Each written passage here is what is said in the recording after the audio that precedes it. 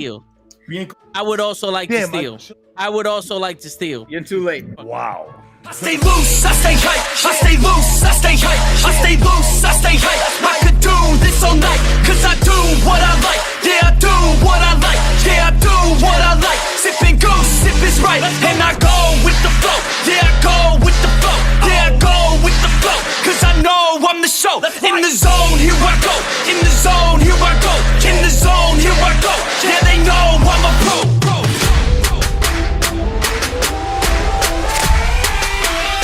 Let's go, let's go!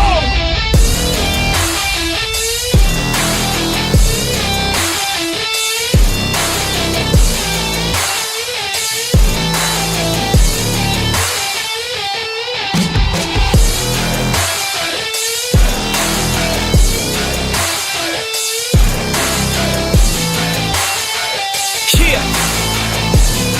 Let's go!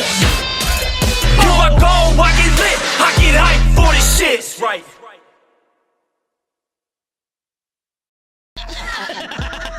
Word. He be like, I got a left elbow and a right elbow. I can break your face with an any elbow. Make sure that you get elbowed in your elbow with an elbow.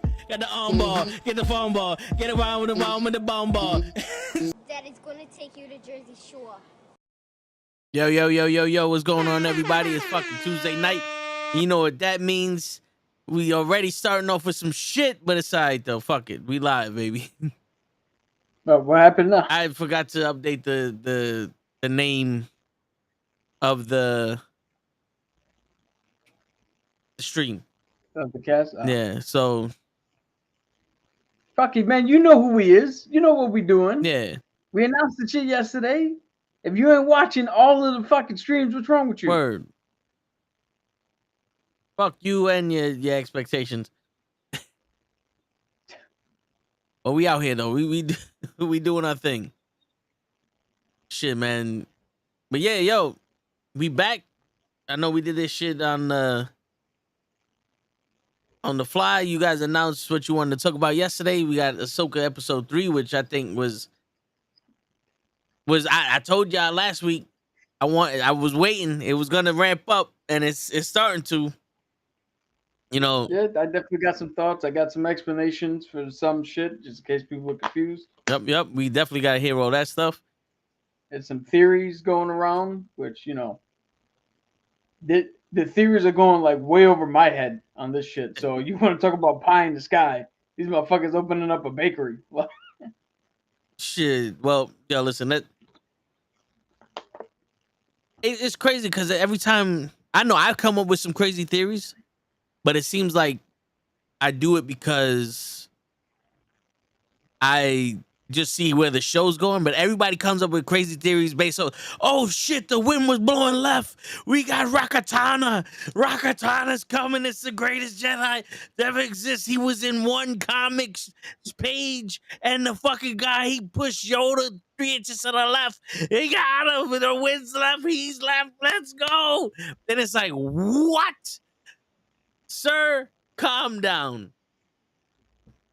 Yeah, that's definitely how I feel some of these theories are going, because it's like, yo, if they had the balls to do what these theories are saying, cool. But I don't think there's the intent. So, you know what? Let's get into one of the theories before we even get into the show. All right. You know how the mural has the wolves, right? On one side there's the white wolf, on the other side there's the dark wolf. Yeah. So there's a theory that Balin and Shin Hati are wolves.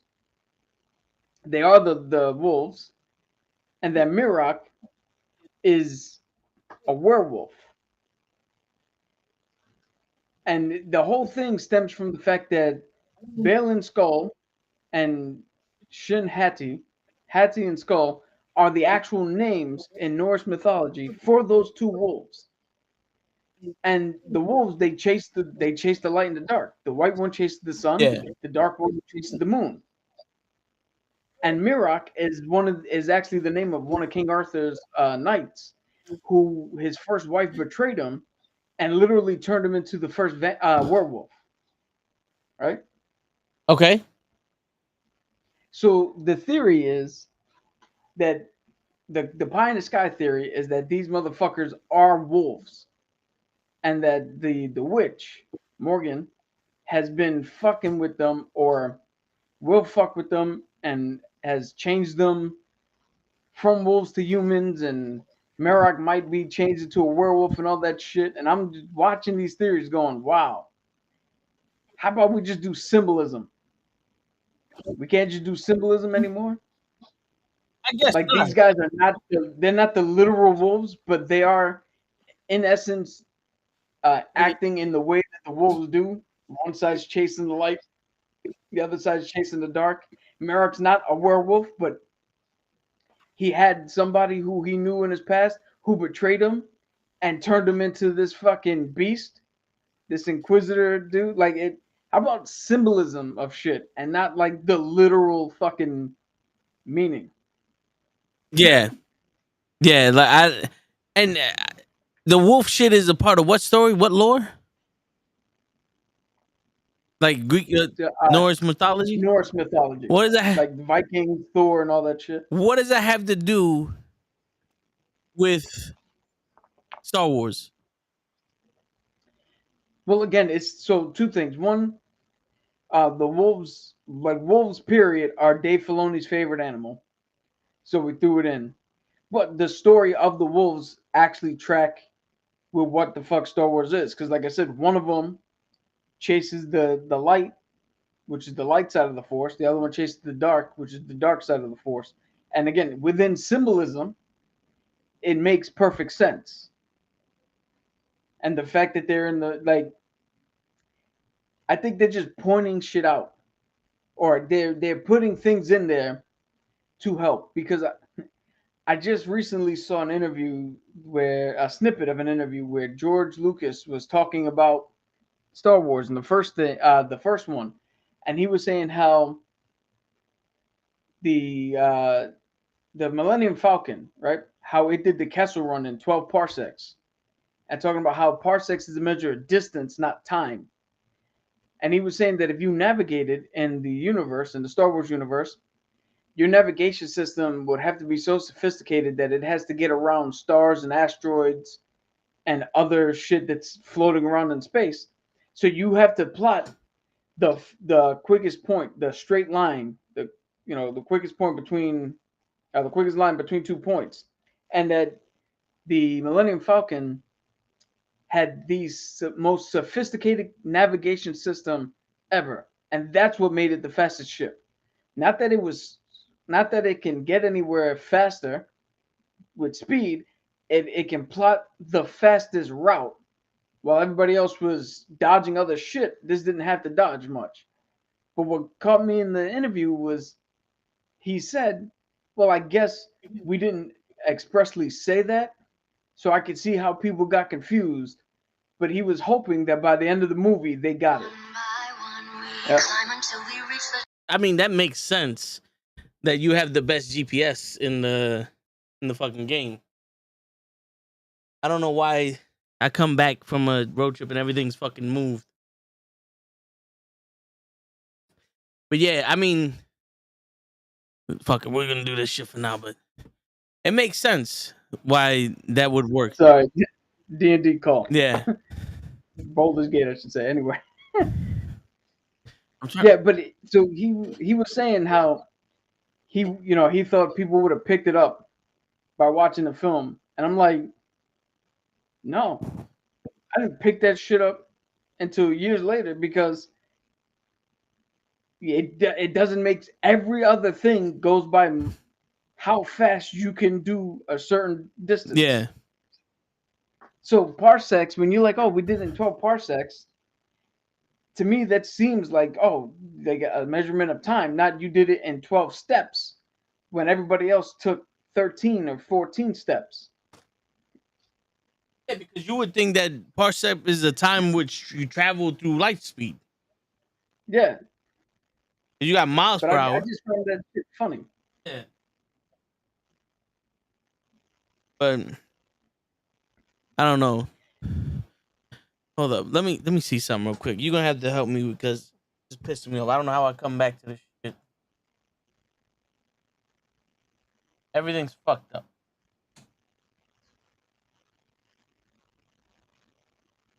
Wait one more. What am I looking at?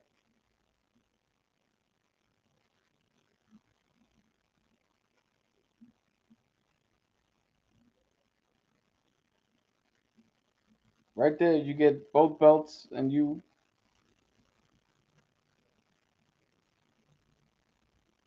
That's it. I gotta move this over to the right, but I don't know. I don't know what the fuck.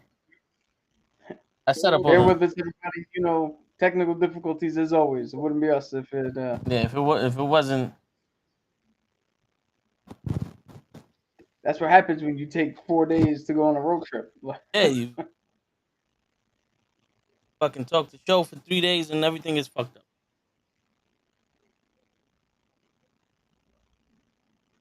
Right now, you're perfectly center, But this shit, but that second belt is slightly off, which I don't think is that big of a deal because you get to see what belt it is. You see the globe. You know it's the Attitude Era one. yeah.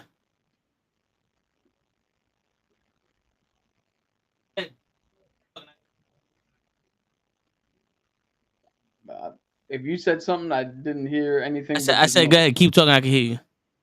Oh, yeah. So the symbolism thing, like, I think it's too far to say that they're what do you call it, actual fucking wolves, but the symbolism makes perfect sense.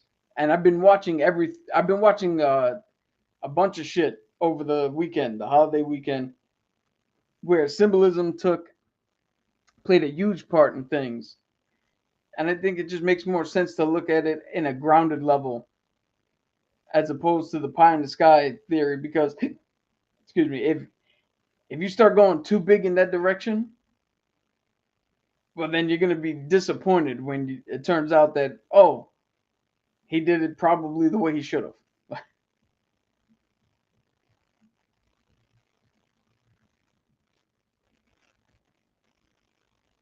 Yo, what's up, Loki? Glad to see you in here. We just talked about some pie in the sky theories that people have. Another one is who before we even get into the review, we haven't even done that yet.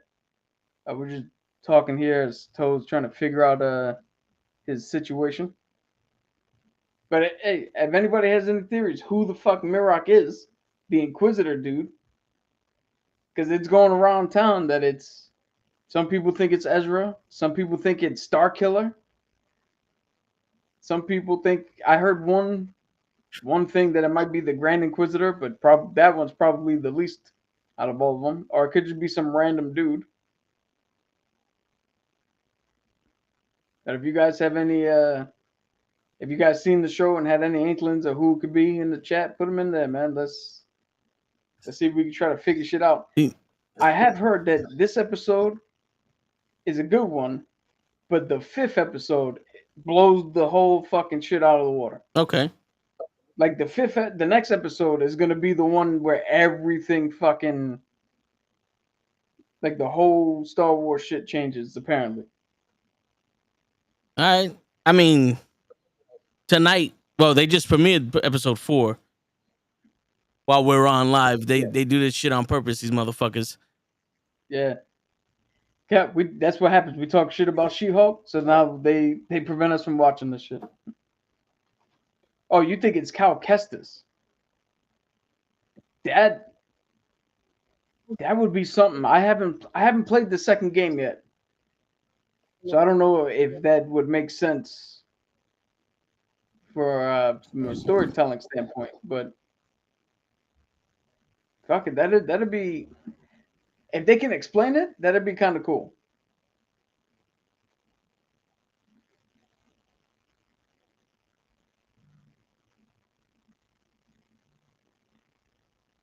Dude, shit, we'll see. You know, it's funny because a lot of people were saying that like Dave Filoni's breaking canon with making, which is something I can explain, with making Sabine like trained like a Jedi and force sensitive, and going to other galaxies. But something that was pointed out to me, because on the second note, I'll get into that in a second, but the whole galaxy thing, the ending, I believe of, was it A New Hope? No, the ending of Empire, when Luke's getting his hand fixed after getting it chopped off by Vader. They literally are looking outside of the window at another fucking galaxy. It's a different nebula that's just sitting right outside the window. So I mean, the idea has been planted in there and is not too far fetched that other galaxies are out there and can be reached and can be explored. What do you think? You got any thoughts on that? The other galaxy. I mean, I think this would be a perfect way to start introducing other Jedi legends, like all those people that they wanted. The guy that I wanted, the guy that he was a Jedi, then turned into the dark side, and then said, "Fuck it, he's his own thing." But his saber can draw people to the dark side. Or the guy that they wanted Keanu Reeves to play. Oh, Raven. Yeah, like Raven? because that would be dope. You go to another galaxy, all of them have the Force, but now it's a different group of people. So here's a fucking theory. What if they go into that new galaxy where we can now introduce all these legends characters, and it's their version of the Force, but it is not explicitly our Force. Huh? Like, because theoretically, like realistically, Force is somewhat religious Yeah. in nature, right? It has a few religious iconography parts to it. So what if, like either being Christian or Jewish or Muslim, like it's all representing essentially the same thing, just from different sides of the story. So they can have like badass fucking abilities that they've adapted and their shit, but it's still connected to the central force, which I can explain now if you want, or if you want me to wait for you to get your situation under control. Um.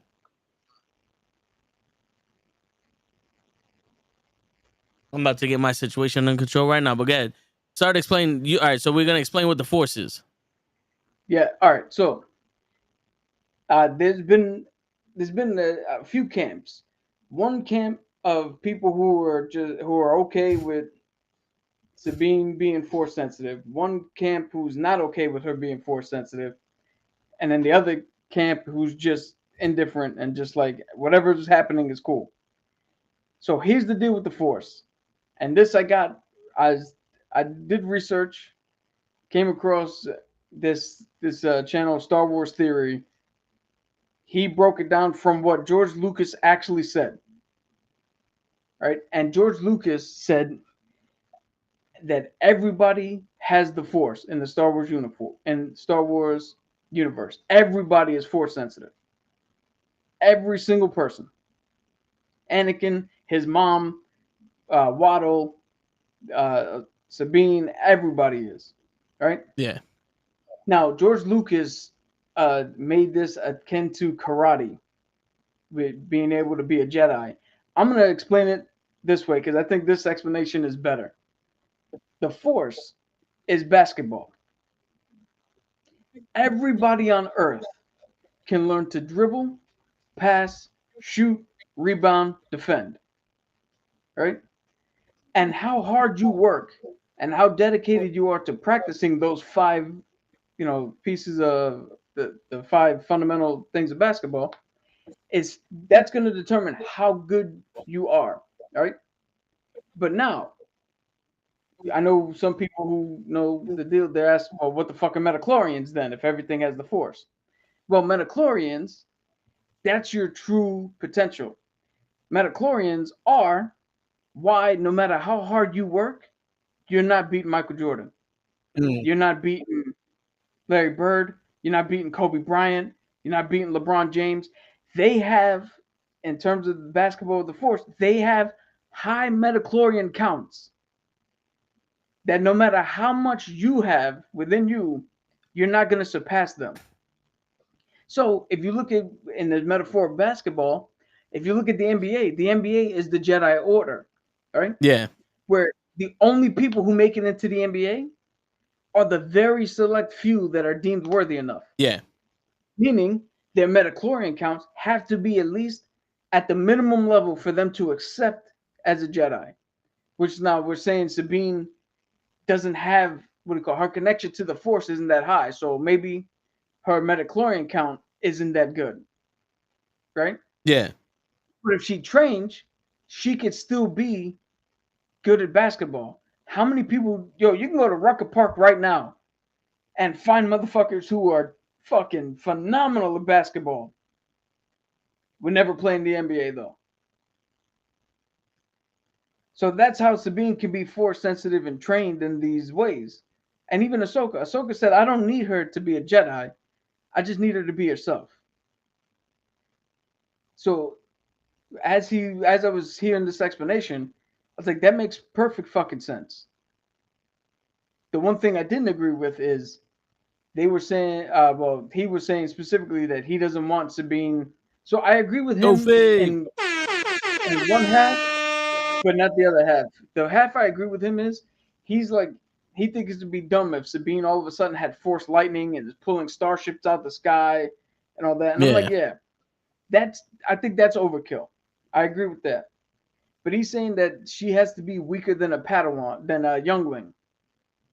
And I'm like, that I don't agree with because you have to give her something. If she's going to realistically beat Shin when they inevitably have their rematch, Yeah. she's going to either have to have some force ability to, at the very least, close her eyes, sense where Shin is, because she's either going to get pulled into darkness or pulled in a situation where it's disadvantaged normally, and let the force come in so she could sense where to block. At least that. If not that, then they got to go back to what Kanan was teaching her and implementing more of her Mandalorian skills and tactics to throw Shin off. They go. Because Shin is young enough. I don't think she has enough. I don't think she's been around Mandalorians Enough. Yeah, if at all. Well, you know, the thing, they can always have her connected to Ezra, and he can like open up her force to find her. Boost her up a little Yeah, bit. they're trying to find him, and he connects to her, and it boosts it to find him. And now she has the force. It may not be the strongest shit in the world, but she has enough to hold herself. Yeah. Or like, you know, the dark saber fucking opened up some shit or something like that, and it's just, it could have been that Kanan like maybe force blocked her because there's like too much at one time. You know, I think she force blocked herself. I think she blocked herself off.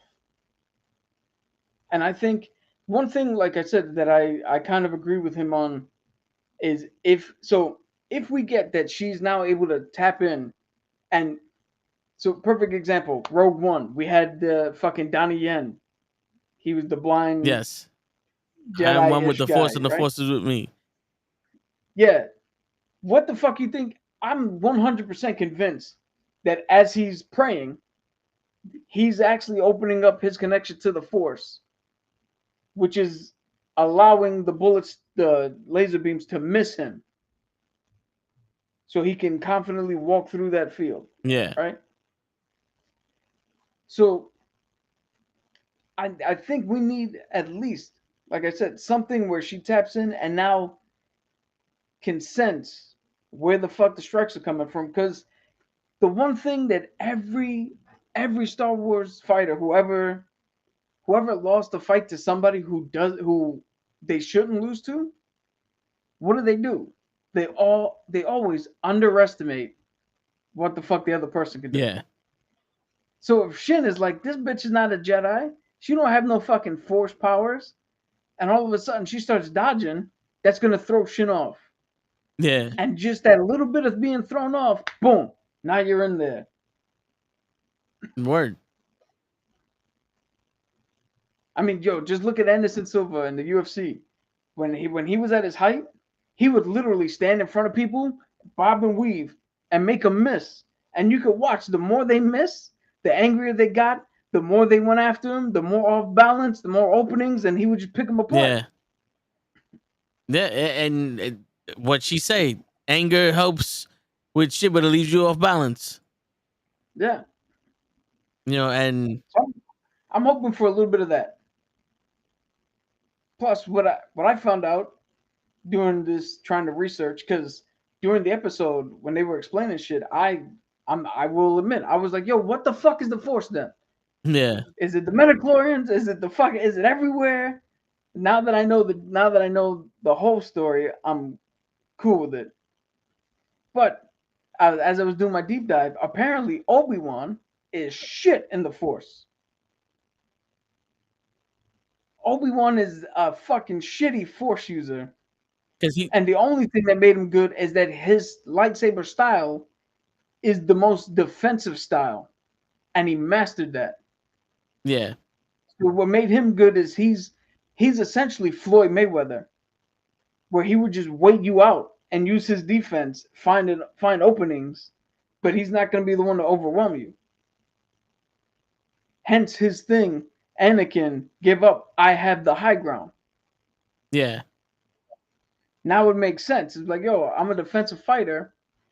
I have the advantage position. No matter where you come at me, I'm well defended, and there's nothing you can do if I counter. Which, watching all this, makes me want to go back and watch the prequels again.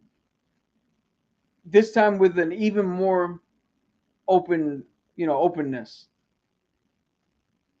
Because I went back and watched the entire thing like a few years ago, maybe 1 or 2 years ago. And I still had those. I still went into the first ones with the my preconceived notions of the first time I watched it. I'm like, what the fuck is this? Yeah. But I want to go back and watch it again.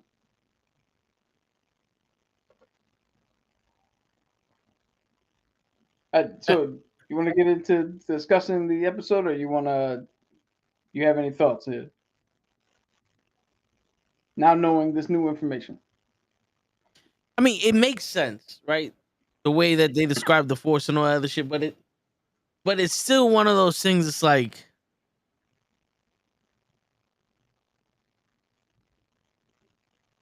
you can't, like, it's really simple now, because the way that basketball or kung fu or something works is like, yeah, Bruce Lee was the greatest fighter in the world according to us, but Chuck Norris beat him, right? And then Anderson Silva, one of the greatest MMA fighters, you said Chris Weidman beat him. There's always going to be something, like the whole balance thing. There's always going to be someone stronger than you. But for some reason, they never have anyone stronger than them. No one excels in the Force. And when we see something crazy, it's still, oh, but he ain't nothing compared to Vader. Like, wait a minute. He pulled a planet, told you. Oh, Vader can pull a fucking galaxy towards me. Like, wait, why did this happen? You know what I'm saying? And it's, I wish it was more like deeper than that. Like almost like the mutant ability, the mutant gene, but something that was, if they didn't explain it, if it wasn't just, oh, everybody, it's kung fu. Kung fu's everywhere. Chi, you harness your chi, you could do all this other stuff. Some people are stronger than others. You know, it's just one of those things. Like, it's the Force. You got it or you don't. And we can't define if you have it or not. You know? True, but I honestly think it's actually, kind of better now knowing the full extent to it. I think it's better knowing that there's an arbitrary number to it, only because you get into debates. Bring it back to our example, basketball. Who's the fucking greatest point guard ever? Is it Magic Johnson? Well, Magic Johnson can play every fucking position on the court and excel. But what about John Stockton? Well, John Stockton was good at defense and passing. He could shoot as well, but his main role was to assist in the pass, to assist and defend. And then What Jason about Kidd. Gary Payton? Yeah. Gary Payton was fucking scoring a defense. So, like, yeah, could everybody shoot threes? Yes. Should everybody be able to shoot threes like Steph Curry? No. And when you sit there and be like, well, if you leave it ambiguous and you're like, well, how come Steph Curry can shoot threes from wherever the fuck he wants, but nobody else seems to be able to? You leave yourself open for a lot of weird debates and a lot of incorrect debating, in my opinion. But if you put the midichlorians in there and give some arbitrary number, it's more easily digestible. Where you're like, okay, so this motherfucker has the capability to tap in to something that nobody else here can reach. So that's why he can do it, but nobody else can. Now we have a tangible thing where we can make it make sense.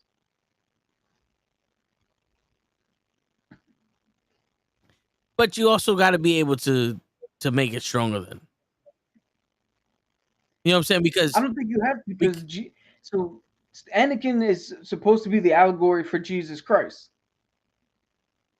Like, so in this deep dive, here's my question to you before we get in. Who truly brought balance to the Force?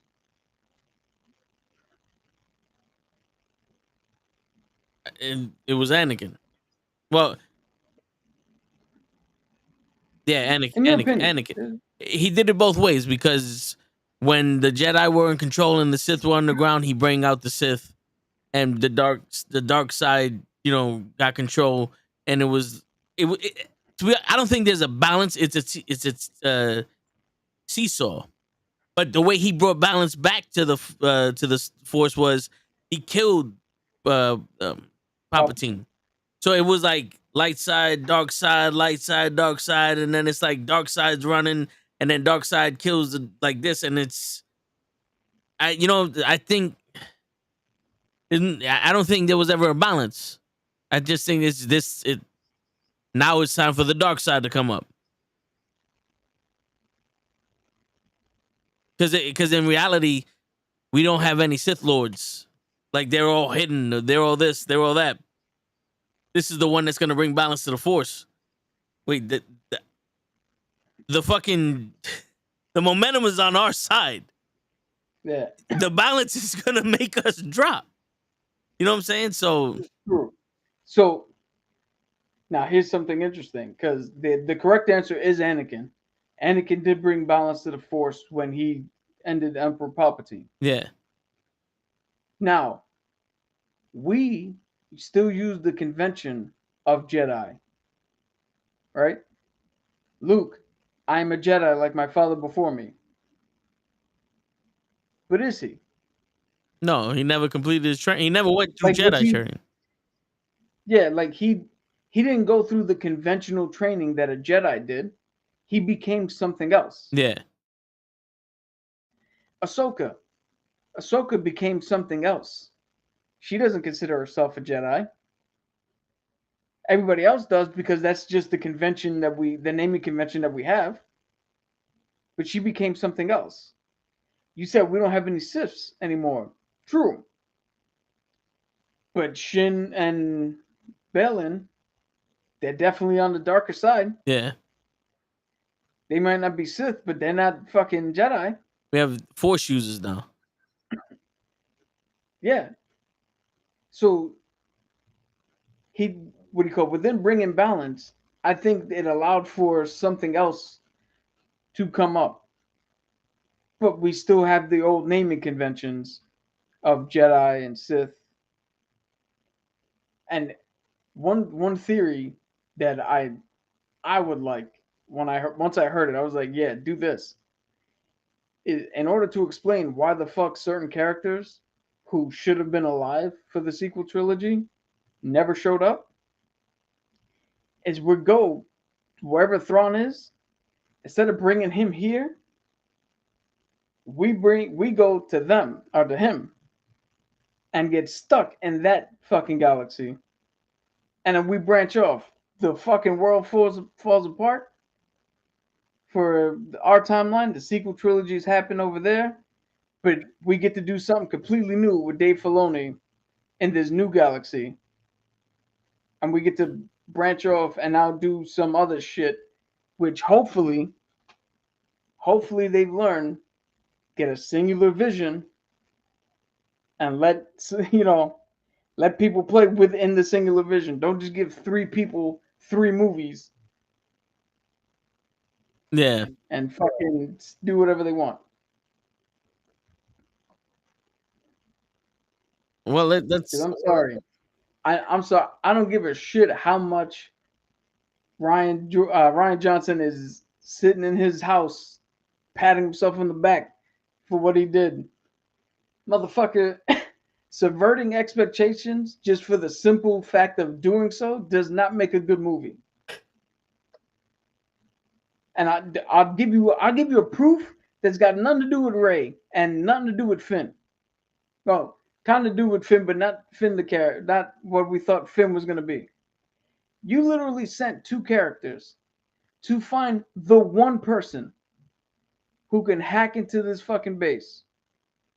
And immediately, characters just said, oh, some other dude can do it? Not the dude we're looking for? Fuck it, we'll take him. And he got into the base. Immediately betrayed him. But what the fuck was the point of giving them one specific person to go after? yeah. The Like, only how mad would you be? How mad would you be if you were like, yo, Vic, I need you to go to Target and get me these exact razors. And I came back and was like, hey, I didn't even bother to really look for those fucking razors. But here's a fucking toothbrush that you can fucking, it's sharp enough. It's a hard bristle. It's sharp enough. You can take some fucking hairs off. And by the way, there was a dog in a cage. I freed the dog. The kid in the cage next to him, I left, but I freed the dog though. yeah. It's too. That's why I get so tight with the whole writer strike shit. Because my shit is like, yo, because they're postponing a lot of shit. My shit is, you gonna postpone it.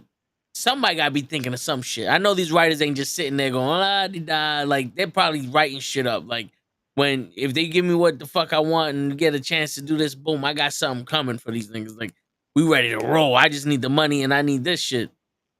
So we need to. There better be some good shit coming, because, like you said, that's part of the movie we didn't need to see.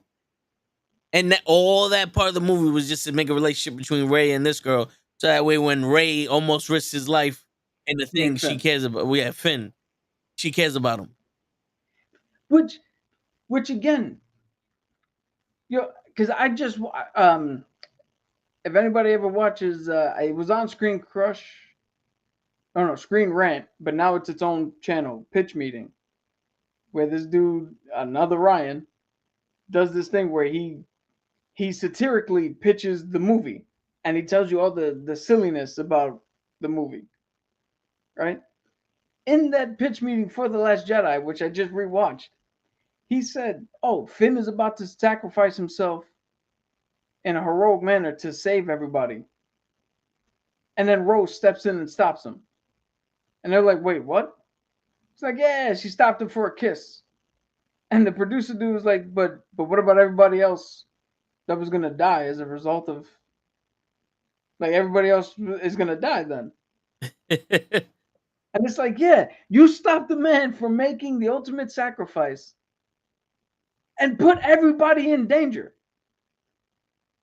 You saved the one to fuck the many instead of letting the one die. What the fuck is going on? But we're getting a We can little all off go track home. here. Yeah. Good ideas get packed up, but we can all go home. We can all go home. But see, I'm with Dave Filoni here. I'm not going home. I'm getting in my fucking sky cruiser, the fucking Ghost with Hera, and we're gonna sail to a goddamn new galaxy, and we're gonna kick Thrawn's ass so hard that the next Emperor wannabe is gonna fucking feel it. Yes.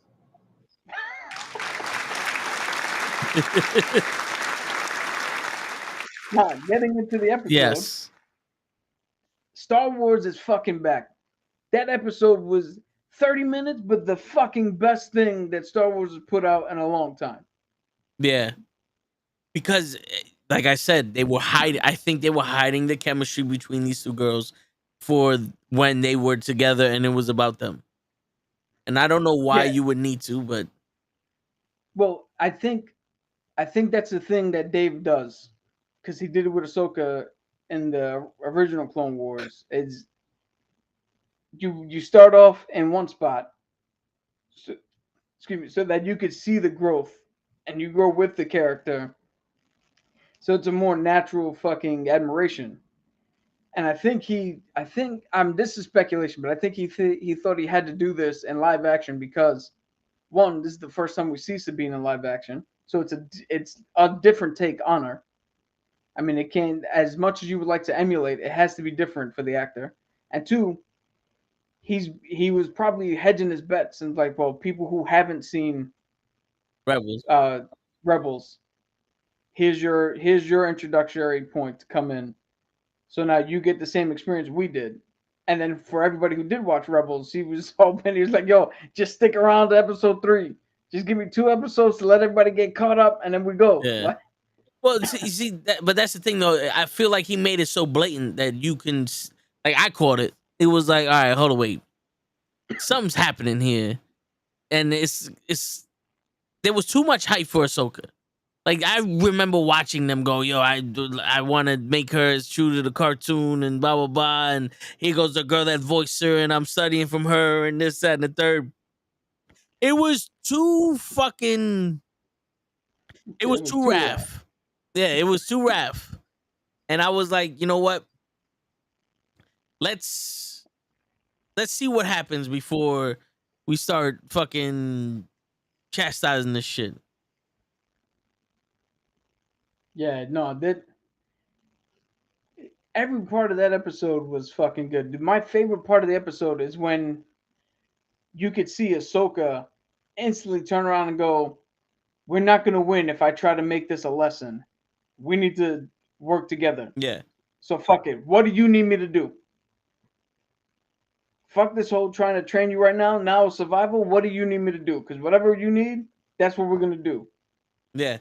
Because it was, instead of for you being my Padawan, you're my partner. Yeah. Which is some shit that you could see if you watch the Clone Wars. There's definitely times where Anakin is like, yo, you're the Padawan, Ahsoka. Relax. And there are other times where he's like, shit, what are we doing? We're doing this? Let's go. And I think that's what made Ahsoka so good to lead. Because Anakin would give up that control. Like, yo, what are we doing? Because trusting in your Padawan is the best way to protect them. You have to trust the fact that they can handle themselves. Remember, that was a big deal in one of the cartoons when she was trapped underneath. I think when she was trapped. I was just about to say that. Everybody else was panicked about the other girl. Yeah. And Anakin was like, no, she's got it. She's got to do it. Yeah. We fucking put some training in her. We told her everything she needs. She do not do. It doesn't matter. Do or do not. Yeah, no try. Yeah, there is no try.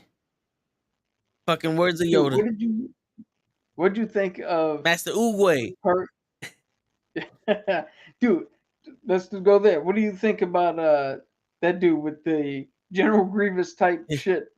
I think that shit was dope. And all right, so I was watching some of the Easter egg shits, and he was saying some of the same kata that the different fighting styles. Yeah, but the blacksmith for Mandalorian when she was training him with the black saber, she was saying this similar things. So Oh yeah, because Pre Vizsla would have needed to learn like some sort of lightsaber uh, form to wield the dark saber. yes, and it was also when she was learning from Kanan. It was 1, 2, 3, 4 when she was using the dark saber. So that was a cool throwback, and it was almost like Japanese. Because if you think about it, the Mandalorian is almost a samurai. You know, and like the Jedi, there's so many different forms of swordsmanship. You have probably like your ninja, your samurai, this, that, and the third, and all that other shit. Yeah, So I can see, you have Aikido and yeah, all the I could see, I Prosciutto. can see him teaching them almost like a Mandalorian style of fighting because that cyborg or that robot is the lightsaber maker and trainer. He trained these kids how to make the lightsaber. He trained these kids how to use them. He knows the different tactics.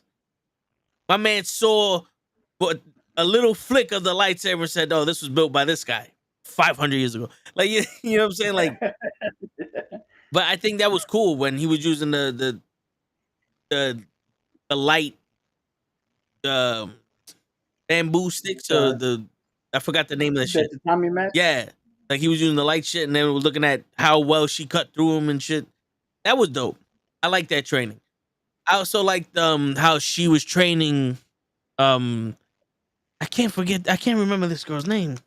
The Mandalorian's girl, Sabine.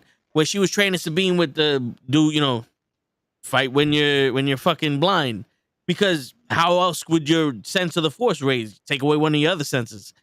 If you have 5 Yeah. senses and the force is a sense, then you have 6 senses, and now the force gets raised. Yeah, so no matter what, you'll always have. If you get one sense taken away, you get 5. So. Yeah. Oh shit! Look who decided to show up late. My bad. Yeah. My bad. Motherfucker didn't want to show up on Monday. We had to force him. to show Word. up late today. No wonder he wanted to talk about the force today. We gotta force him yesterday, force him today. But what's going on, yeah? What's going on? Chilling. Man, we were just getting into a little explanation of the Force, a little bit of bashing of Last Jedi, but right now we're in the meat of discussing episode 3. Cool. Yeah. We got what? What did you see episode 3? I actually did not, so I'm gonna be here. But Oh it's all man, you. yeah. Episode 3 was the best episode so far. That's what I'm hearing because I was listening to like some reviews on it, but I didn't get to watch it yet. But it's all good. Just it's okay with me for the spoilers.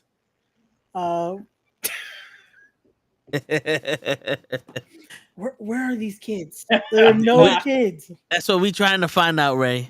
And we need the dog. This is my only kid. This is a fur baby. That's it. That's all I We got. need the dog. That's all I got. Salina.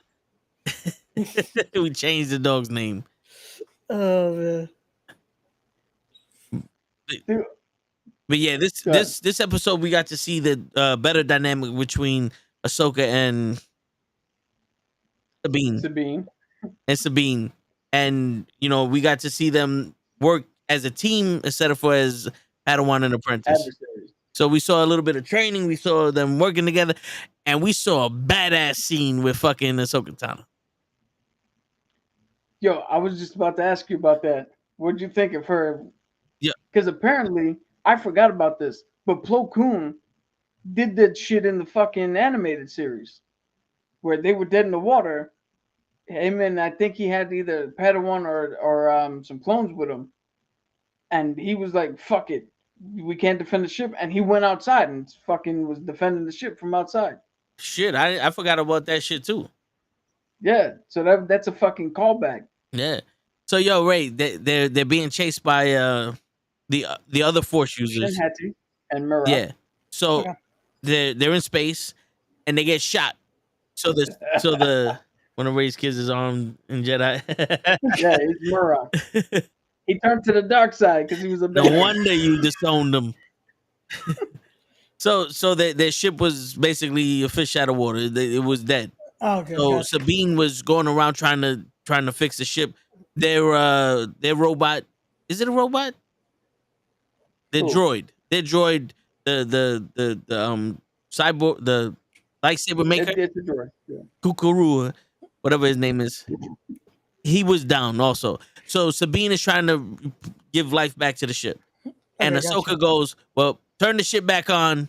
I'm going out there. And she goes, what do you mean you're going out there? She put on a spacesuit, went outside the ship, and started reflecting the fucking lasers they're shooting. Cut one of the fucking ships down with the lightsaber. Badass shit, bro. So the one episode I don't watch, everything fucking cool happens. Yep. Yeah. Yo, my favorite line is when Shin Hati was talking to the witch. Yo, Star Wars names are hard. Yeah, man. So, and I think the witch has a normal name like like Fred. like Elizabeth and some shit. Like, but she was talking to the witch. She's like, "Congratulations, you missed. I'll go finish it from here." I'm gonna see if I can try to find this. I was gonna say this fish. You want to get a fish? That's it. This fucking bitch's name. Is it? Well, I butchered the name and it came up still nice. Well, Shin Hati is the dark side ish user. Morgan Elsbeth. Morgan. Elsbeth. Elsbeth. Yeah, the most normal name in this shit. Yeah. But that's why it's hard to remember because we got to remember Shin, Sabine, Ahsoka, Plo Koon, Balin. Like, Hying. Yeah, the names are not the easiest, but then you get Morgan, Yeah. and that's the one we forget. Because, yo, when you're a witch, you gotta keep it simple. Facts. Because did side, anybody keep the side fact- effects may cause brain tumors. Did anybody peep the fact that when she brought up the ball, the green flame came up? Yeah. Like the green flame that happens with all the Night Sisters. Which is kind of dope. Because they're originally from the game, right? Or No, they're from the series. That's Yeah. Darth Maul's people. yeah. I was gonna say, wasn't his mom Yeah, Dathomir? technically one of them? His mom might have been one of the Night Sisters. Yeah, because I remember correctly. I think that's like that was the one that. Oh, yeah, that's the one that should be the one who gave him his legs Yeah. back. No. Because if I'm not mistaken, wasn't Darth Maul's brother? He wasn't a Jedi user. He wasn't a Force user, but they gave him the powers of the Jedi or some shit.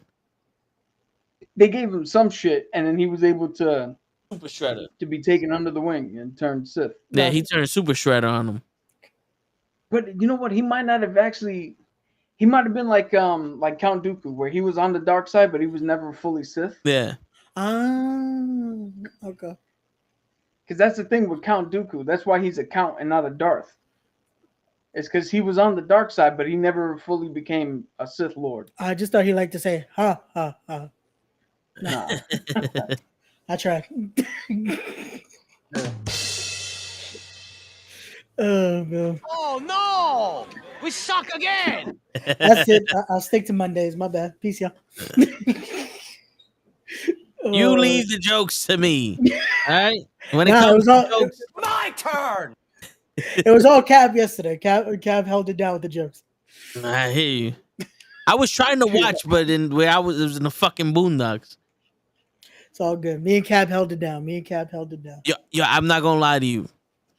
When we dropped Shaw off at his house, it was an hour and 45 minutes away, and I got to Cruz's house in 45 minutes.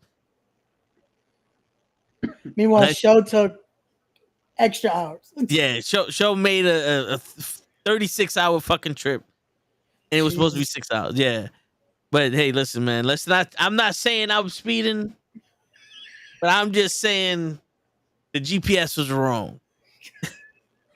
Yo, my man Vin did the fucking interstate run in 12 parsecs. There's nothing to Yeah, say about it. yeah. Yo, all that with bandoleros playing in the background. Like, nah, Fact. family. Guaguanile, Osanazawa, con Chigatega, te quiero agua. Ay, ay, ay. The fucked up part is I know exactly what song he wants to fucking say, Yeah, but it's like that's like none of that was even close. you know what's funny? You know what's funny? Hearing him say that, I'm like, yo, how are you messing it up when it's just he's literally just saying, raise your hands in the air, wiggle your hips, bang your head, fucking dance. Like, Yo, facts, Mr. Loki. Facts. yo, I can't wait. I haven't seen Vin run in a while, but I can't wait to see him fucking.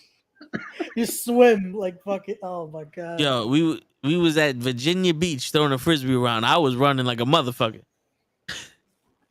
because I throw it straight and Cruz throws that shit and it's a fucking Randy Johnson curve. Yo, I was about to say if you're running after a frisbee, one of two things happen. One, you got transformed into a dog, or two, somebody threw it fucked up. Like, Yeah, we was throwing the fuck. The first throw, Cruz is there. I said, "Wow, my bad." It was like I forgot to let go of the shit. Oh shit. my man's playing frisbee with Johnny Cage. It's like this is the part where you let go. Yeah, right. Who hired these Shit. guys? But yeah, and so this was the shortest episode from Ahsoka Tano. And I think it was dope because we got to see them work together. We got to see Ahsoka be Ahsoka. You know, and it pushed the story along because who's the one with the green hair? The green girl from Rebels. Oh, Hera. Yes. She was talking to the council who she was the one from Andor, right? She was from Andor. Was she also the one that took over for? So this Princess character Leia? has been in. This character has been in from the beginning. But She's always been part of the rebels and shit. But she's not the one that took over for Princess Leia and ran the ship into the other ship when they went in light speed. No. That's a different. Okay. That's a different girl. All right. Different woman. So you see her from Andor. She's in this council and there's a bunch of dudes, and the Asian guy is like, "Yo, stop fucking catching up and let's talk about this shit." And this girl basically, we found evidence that they're looking for another galaxy and there might be Thrawn there. Oh, fuck you. It's not Thrawn. You're just trying to look for Ezra and Ezra's dead. Wait a minute.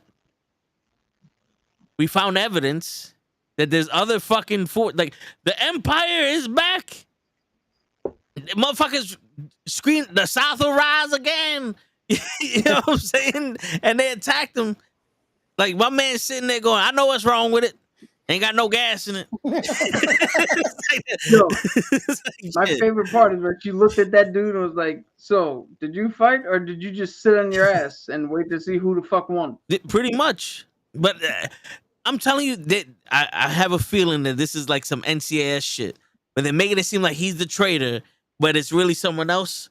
But boy, do I want this motherfucker to be the traitor and get shot or something. Because not for nothing, when they stopped the Empire, all those people working for the Empire should have went to making license plates. They didn't need no reconditioning. Yeah. Dude, what's funny is I don't know if we mentioned this before, but that character is now the father of one of the dudes who was in the training camp with Ezra when Ezra snuck into the clone to the stormtrooper camp. Yes. And I think there was like three of them, Ezra and the other two dudes. The black kid. It was an Asian kid. One dude was at the celebration in the first episode. Yep. And that's either that kid's father or that's the other kid's father. Okay. From that little trio. Oh no, I'm getting mixed up. He's the father of one of the guys in Rebels, the Rebels cartoon. not fucking Rebels. What is it? Resistance? Okay. It's one of the new cartoons that are based off of the fucking the sequel trilogy that I didn't watch because the fuck's the point? Yeah. To Fuck be honest. you. Nigga. Nah. So wait, that guy's the son of some of the characters from a new thing? So, all right. So that the Asian dude who was like, "Yo, you're only here to try to find Ezra," which that's the dumbest. I've never heard anything dumber in my life. Ezra and Thrawn both went somewhere. They know where Thrawn is, where you only want to get to your friend. Okay, even if that's the case, guess where the fuck he is? With the guy I'm telling you I'm trying to stop. So either way, we have to stop this motherfucker. So what the fuck's the problem? But anyway, that dude is the father of one of the main characters in that Star Wars Resistance show. And the guy who was in the first episode, he was with Ezra when he was part of the fucking Stormtrooper Academy. It's a lot to keep track of. Yeah.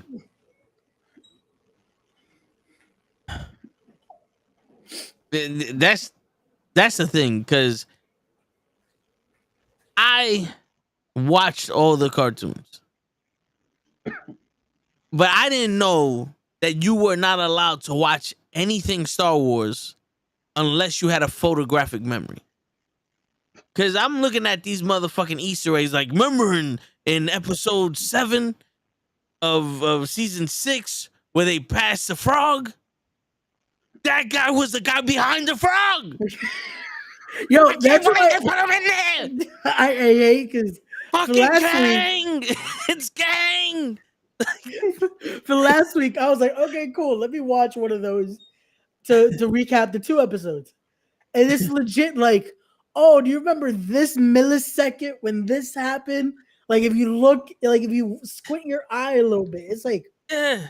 who the fuck is that anal that they're gonna be like, this is how far they go into this shit. That's what? why. Yo. That's why sometimes I don't watch the Easter eggs, People, man. because it's like we got 177 Easter eggs from this 25-minute movie, 25-minute episode. It's like, how? There wasn't even 175 words. How, Sway? How? Yeah, it's like, what the fuck? Makes no fucking sense. Yeah. But then it's like, oh, she's using the same notepad that she used when she was talking to Anakin There was a in notepad? season 3. Nah, he's making sure. No, No, no, I'm just saying. Like, Yeah. we didn't even see the Oh, notepad. without being able to see the expression on your face, the inflection in your voice is like, oh, he believed him. No. It was like, wait, it was a notepad? Yo, guys, we just saw live on air how words could be taken out of context. Because That- Cap that's legit proof right believed me there. right there. That was like, For anybody who thinks that, oh, they do it on purpose, and that, no, we just prove that sometimes circumstances arise that you're like, no, I think this is what he said. it's the tone meant that way. So I was like, yeah. Yeah. Because I'm just like, wait, it was a notepad? Like, Yeah. But there was a training scene, and I'm watching the Easter eggs, and the dude pauses it when she gets the mask, and he's like, "Oh, this looks like one of the masks from the Guardians that guarded the temple." And I said, "No, it doesn't. It looks like the mask that Kanan used when he was blind." No, it doesn't. That looks like a fucking a mask that you would wear when you go fencing. You know what I'm saying? Like, that did not. It goes, oh, they made a makeshift one for Luke. Says, no, they didn't. Like, I don't understand why you're reaching so hard, Edward. You're like, Zangief, Yo. turn that shit back around. The helmet can just be a fucking helmet. Here's where my brain's gonna come in. Is it true that he said that they made a makeshift one for Luke? Yeah, That's what he said. yeah. So then he doesn't realize that all the younglings in the prequel trilogy were wearing that fucking helmet. And the reason why that shit looked old is because Obi-Wan kept the fucking helmet from the youngling from the training process and then gave it to him. It's the same one. They didn't make a makeshift one. He just had the one that they used to have. nah, man, you got to remember, like, episode 2, second, That was custom made, man. Custom made. Word. You don't have a helmet unless you get the one from chapter 6. It's like, nah, before you get to chapter 7, right in between the prelogue, that's where it was custom made. Yo, but you know what the best part of this is the only good thing about Star Wars is that Star Wars is built in such a way that you can literally be part of the fandom in your own way. Yeah. Yeah. So you don't need to have a photographic memory. You can just be like, yo, I love reading the books. Never seen the movie, but I love the books and the comics. And boom, you're in the Star Wars. I've only seen the main movies, nothing else. Boom, you're in the Star Wars. I only seen the prequels and the original, never the sequels. Boom, you're in. I like the sequels. Boom, you're in. Like no matter which avenue you take, you're in. I'm double checking to make sure.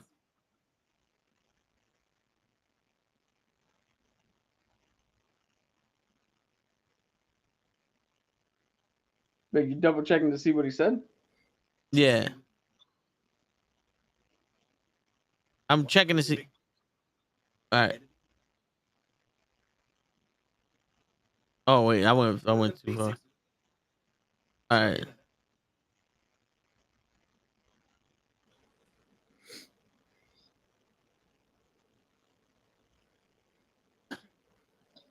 And they're sitting there going, they made a reference to a blind samurai and all the samurai movies from 1962 to 1973, and I'm like,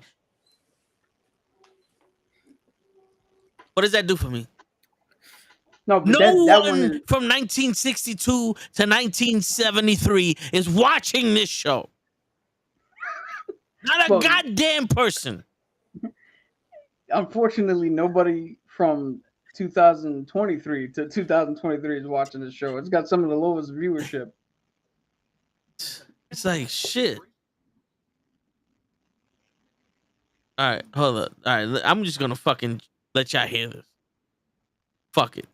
Just show me what it is and I'll look it up. Similar to the ones worn by Padawans in the Jedi Temple that we saw in Attack of the Clones, and the Okay. makeshift one that Obi-Wan had Luke wear on the Falcon in A New Hope, but this mask So it was different. The ones that they had for the Padawans looked like a oversized hat, and the one with that Okay, no, yeah.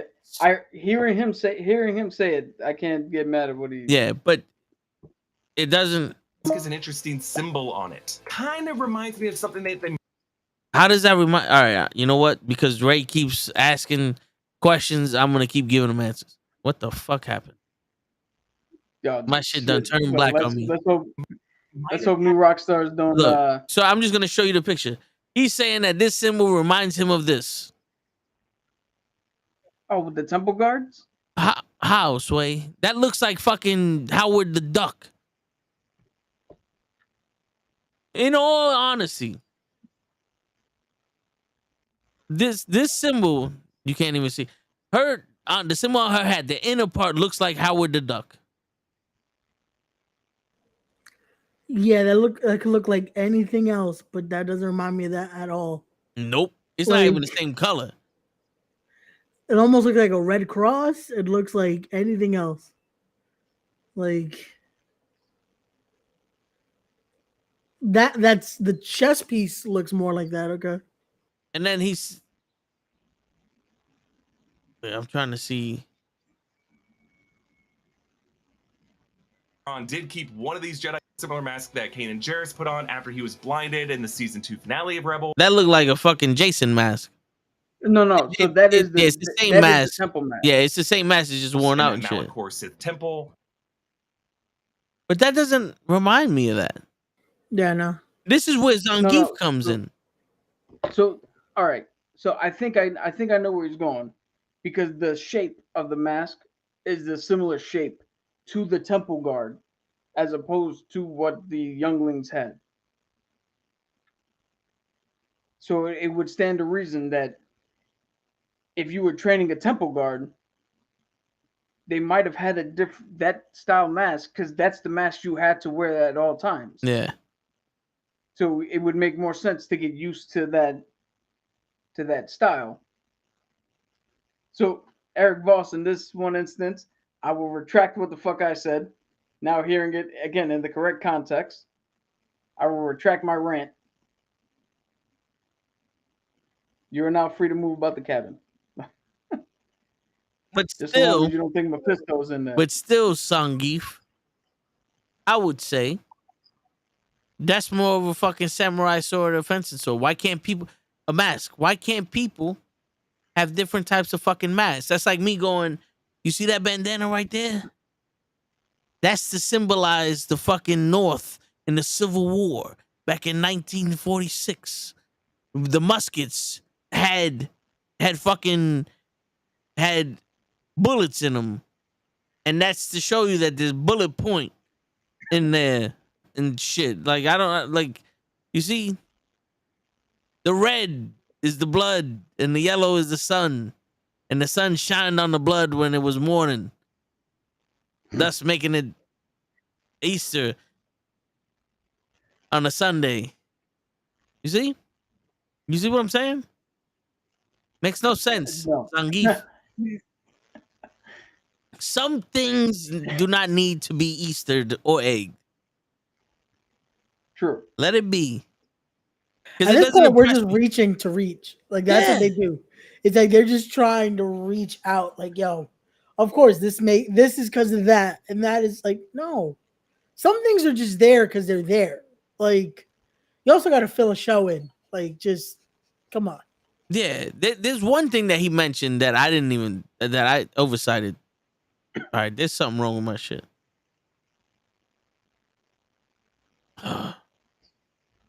Bitch.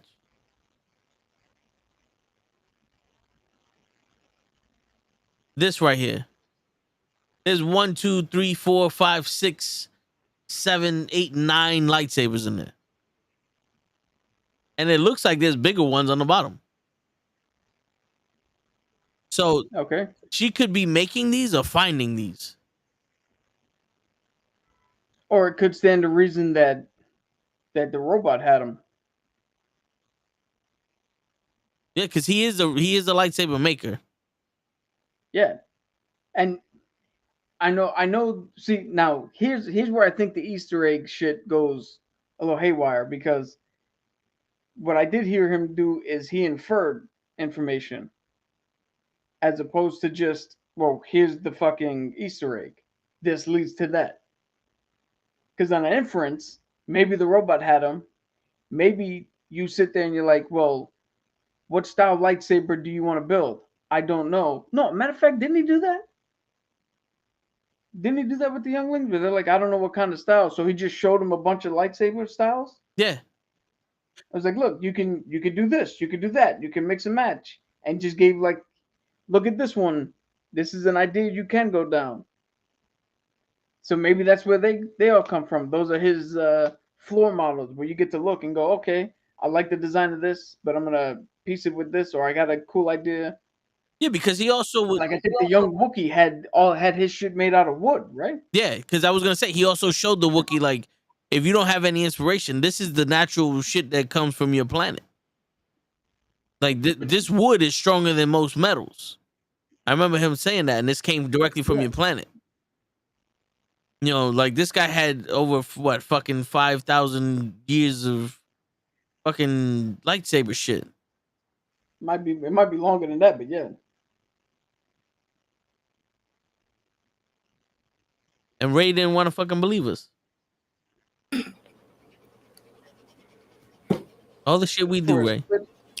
For a split second, I thought you were talking about Ray from the sequel trilogy. I was like,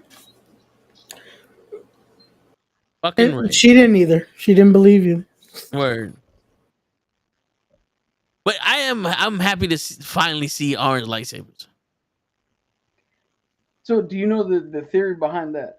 That they went to the dark side but didn't fully turn dark side. So the theory is that Balin must have been a fucking temple guard. Ah. Because temple guards are yellow lightsabers. And as you turn more into the dark side and you bleed the crystal, before it gets to full red, yellow and red make orange. Yeah. You would stop at orange when you're at the halfway point. Yeah. And he was saying that like the theory was to go further proof as to why Mace Windu had purple. It's because he started out with a blue lightsaber, but let in some of the dark side shit, And that's why I mixed his training. into purple. and that's it bled in, and that's how he got a purple lightsaber. And wasn't Anakin or Luke's someone's blue was a different shade of blue.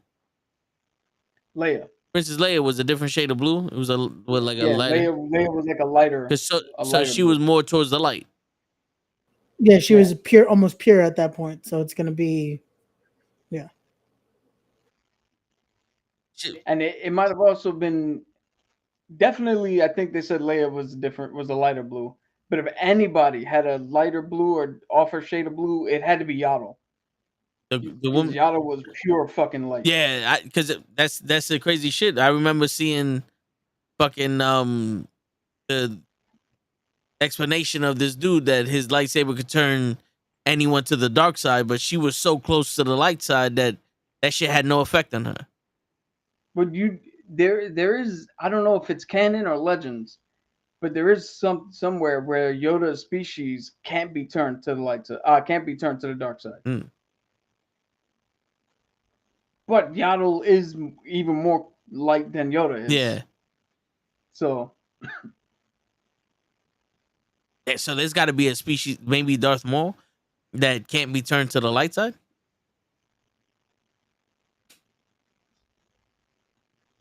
I mean, shit, Deathmarians, or whatever the fuck they call them, possible. But I think I kind of like this whole get away from the true Jedi and true Sith, because then we get something like Shin Hati and Balin Skull, where it's like, yeah, they're technically on the dark side, but you see how they operate. He didn't want to kill everybody on the ship. Yeah. His first option was diplomacy. Yeah. He doesn't really want to kill Ahsoka. Because it's a shame to kill another Jedi. Yeah. Did you guys see about the theory on that though? No. No, that I didn't see. So the theory on that is, so the big question is, who the fuck is Bail, right? Balin. And then besides who is he? Who's his master? Why is Because everybody Bail? has a master. Yeah. That's the real So question. they're Why? thinking. Yeah. Now I mentioned his name before. Mace Plo Windu. Koon. Who? I'm gonna bring it up. Oh, I thought you said Pro Cool. I'm like, who the hell is that? Plo Koon. Because I was gonna say Count Dooku must have been his. This guy. Okay, I remember him from when he was in the council. Yeah. He found Ahsoka. Okay. He's the one who brought Ahsoka in to the Jedi Order. So they're saying the theory is that Plo Koon is Balin's master, or was Balin's master, and then he went off to be a temple guard and was doing something else and somehow survived Order 66.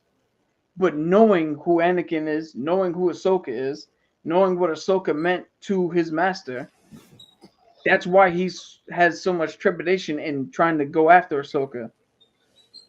Because he, even without that much interaction, you could tell he's still connected to the light side. Yeah. He didn't go full Sith. Which is where his Padawan kind of went full Sith. Well, we don't know yet.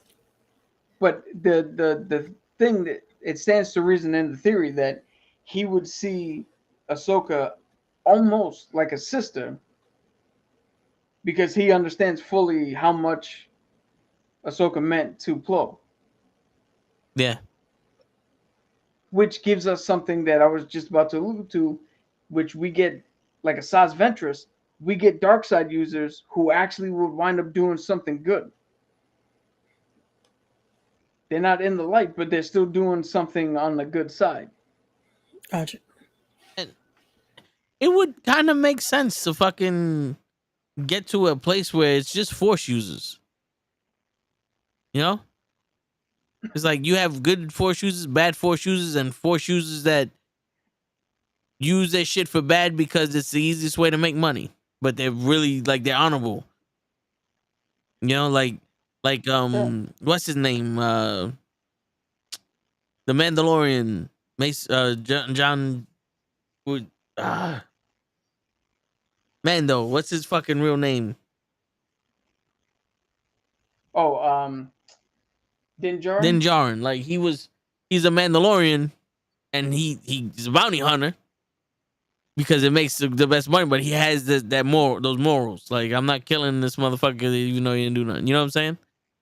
Yeah. Well, I mean, it stands to reason at this time Luke hasn't set up his new Jedi temple yet. Ahsoka's not out there recruiting anybody.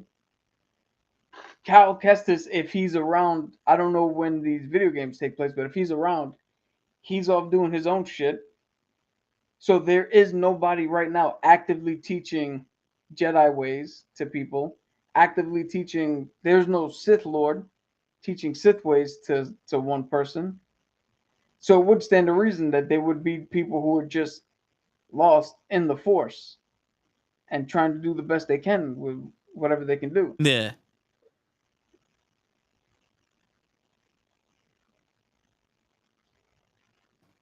That makes But it. I'm hoping that this theory that everybody's gonna go to a new galaxy and we branch off from that point. I hope that works, or I hope that works out because I would even say, yo, fuck it, put Luke over there too. In that new galaxy? Fuck it, make it instead of making it something, make it like a fucking new offshoot. Yeah, but do you really want to make Ahsoka do the new 72 shit on us? Dude, here's the thing. The sequel trilogy. Whether you like them or not, they clearly were misinformed.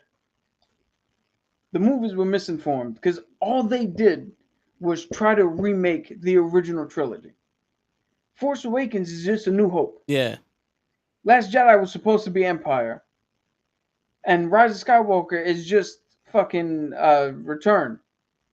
It's all the same shit. Yeah. So I think it was wildly fucking misjudged. Keep the movies in. How about this? Because this is an argument that I was reading, but because I'm not on Twitter, I can't get into it. For everybody who likes the sequel trilogy, Suck a dick. Oh, nah. no, I'm not gonna go that far, but I'm gonna go this way. If you like the sequel trilogy, fine. I think we should reboot, put those motherfuckers in Legends, and let's start off on a new thing and get an actual fucking sequel trilogy that makes sense. And for everybody who's sitting there going, well, you're gonna put Rey and Finn and all of them in the fucking Legends, but they got millions of fans, they make billions of blah blah blah. Yeah, this is where I say fuck off, because there's a ton of books and video games and other content that people have been reading and enjoying for 30 fucking plus years that Disney just said, oh, that's Legends now. None of that shit matters. And I don't see you crying over them. I don't see you going over to the people who read all the Thrawn books who are no longer canon, or the other fucking books who are no longer canon, going, hey, how can I console you? You just turn around and be like, well, that's no longer canon. This is the new shit. So fuck off. We're going to put your shit in Legends, and we're going to make the new canon. Where maybe John Boyega can come back and give him a new fucking character and actually give him a fucking arc. Yeah. They started. He went from being brainwashed to free to a punk to a hero, and then now he's in love with Rey, and the Asian chick is in love with him, and no one can die, but everyone's sacrificing themselves. And Cap's favorite part of the movie, Rey, they went to go find the key maker and came back with a baker. You got lost in translation, man. Got lost in translation. My favorite part of the movie is, what's the most interesting thing we can do? Hey, do you guys remember how captivating 1994 was when a certain person in a white Bronco was speeding at 25 miles an hour down the fucking highway in California in the lowest speed fucking cop chase ever? Yeah, I remember that. Cool. That's our movie. What? Yeah, the entire movie's gonna be two ships just floating like fucking ducks in a pool. And this whole one stops floating long enough that we can catch up. Wouldn't have been neat. They could track us through hyperspace. Okay, so then keep jumping.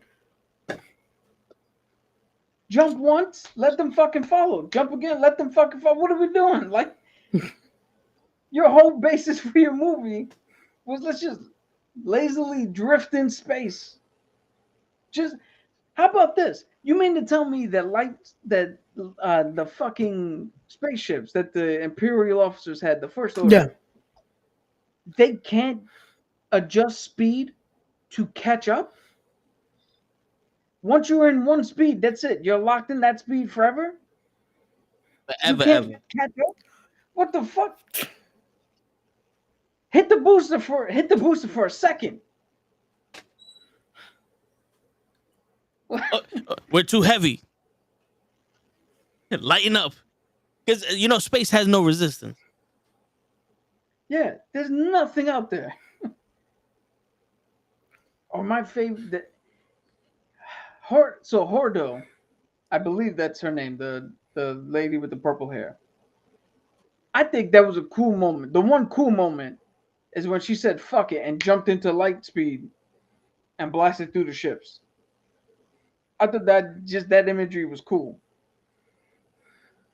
But why would you keep the plan from Poe? This motherfucker clearly is looking for action. And if you would have told him, here's the plan, he probably would have been like, cool, how do I help you secure this fucking plan? How do we make sure this goes off without a hitch? Instead of trying to backdoor organize a fucking attack and do some other shit because you're not letting them know what's going on when you didn't need to fucking hide. I don't get it. I don't get it. But we're supposed to be celebrating the fact that Star Wars is back. We got actual good Star Wars going on as we speak right now. Yeah. It's probably over, but Which not many people know there is because the viewership is just yo, we gotta get the viewership up, man. I don't blame them. They've been scoring too much. Mandalorian season 3 was kind of iffy. Excuse me, it was kind of iffy. But I mean, it wouldn't have been that bad if you didn't turn around and go, yo, we're making a Boba Fett show, and then turn Boba Fett into the biggest punk on the fucking block. It wouldn't have been so bad if you didn't turn around and go, oh, we're doing an Obi-Wan Kenobi show. Cool. And then now he's guarding Leia for this entire time when Leia's not supposed to know who the fuck he is. Yeah, because in the first one, she's like, Obi-Wan, we need your help. But she's kind of like, I don't know who you are. Someone told me to contact you if I ever need anything. Yeah. It's like my father told me who you were. And the whole line, because I'm not going to lie. At first, I was blind to it. And I was like, oh, well, they put in the line, hey, they put in the line, hey, Leia, don't tell anybody that you know me. And she did the wink. And I was like, all right, they put in the line. But then it doesn't make sense. Because if you're not supposed to know Obi-Wan, and then all of a sudden you're asking for his help, fuck the formalities. You're like, yo, Obi-Wan, I need you. Why put on the plate and the facade that you don't know him when you're trying to ask for his help secretly in front of the droids that you're gonna send to him? Like this wasn't gonna get broadcast all over the galaxy. Yeah.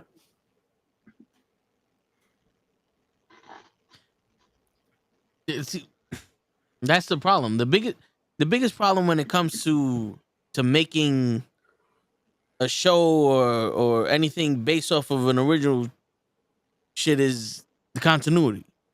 everyone wants to make their own interpretation of shit, but it's like you can't sit here and make that Bronco chase 90 miles an hour and everybody crashing. Nigga, we seen the chase live. That didn't happen. You know what I'm saying? So Oh, what is that movie? It's like that the movie Fighting with My Family. yeah. Yeah. The movie about Soraya Yeah. Page. I watched that and I was like, oh, this is pretty cool. And then the end came up when she went out and faced AJ for the title. And I'm sitting with a friend who doesn't watch wrestling. We're at his house. It was on. And that scene came up and I instantly went to him and was like, yo, none of that shit happened. He's like, well, I was like, I don't know why they're doing it this way. None of that happened. The way it happened was cool enough. They should have just did the way it happened. Yeah. None of that was Like even the way AJ looked was wrong.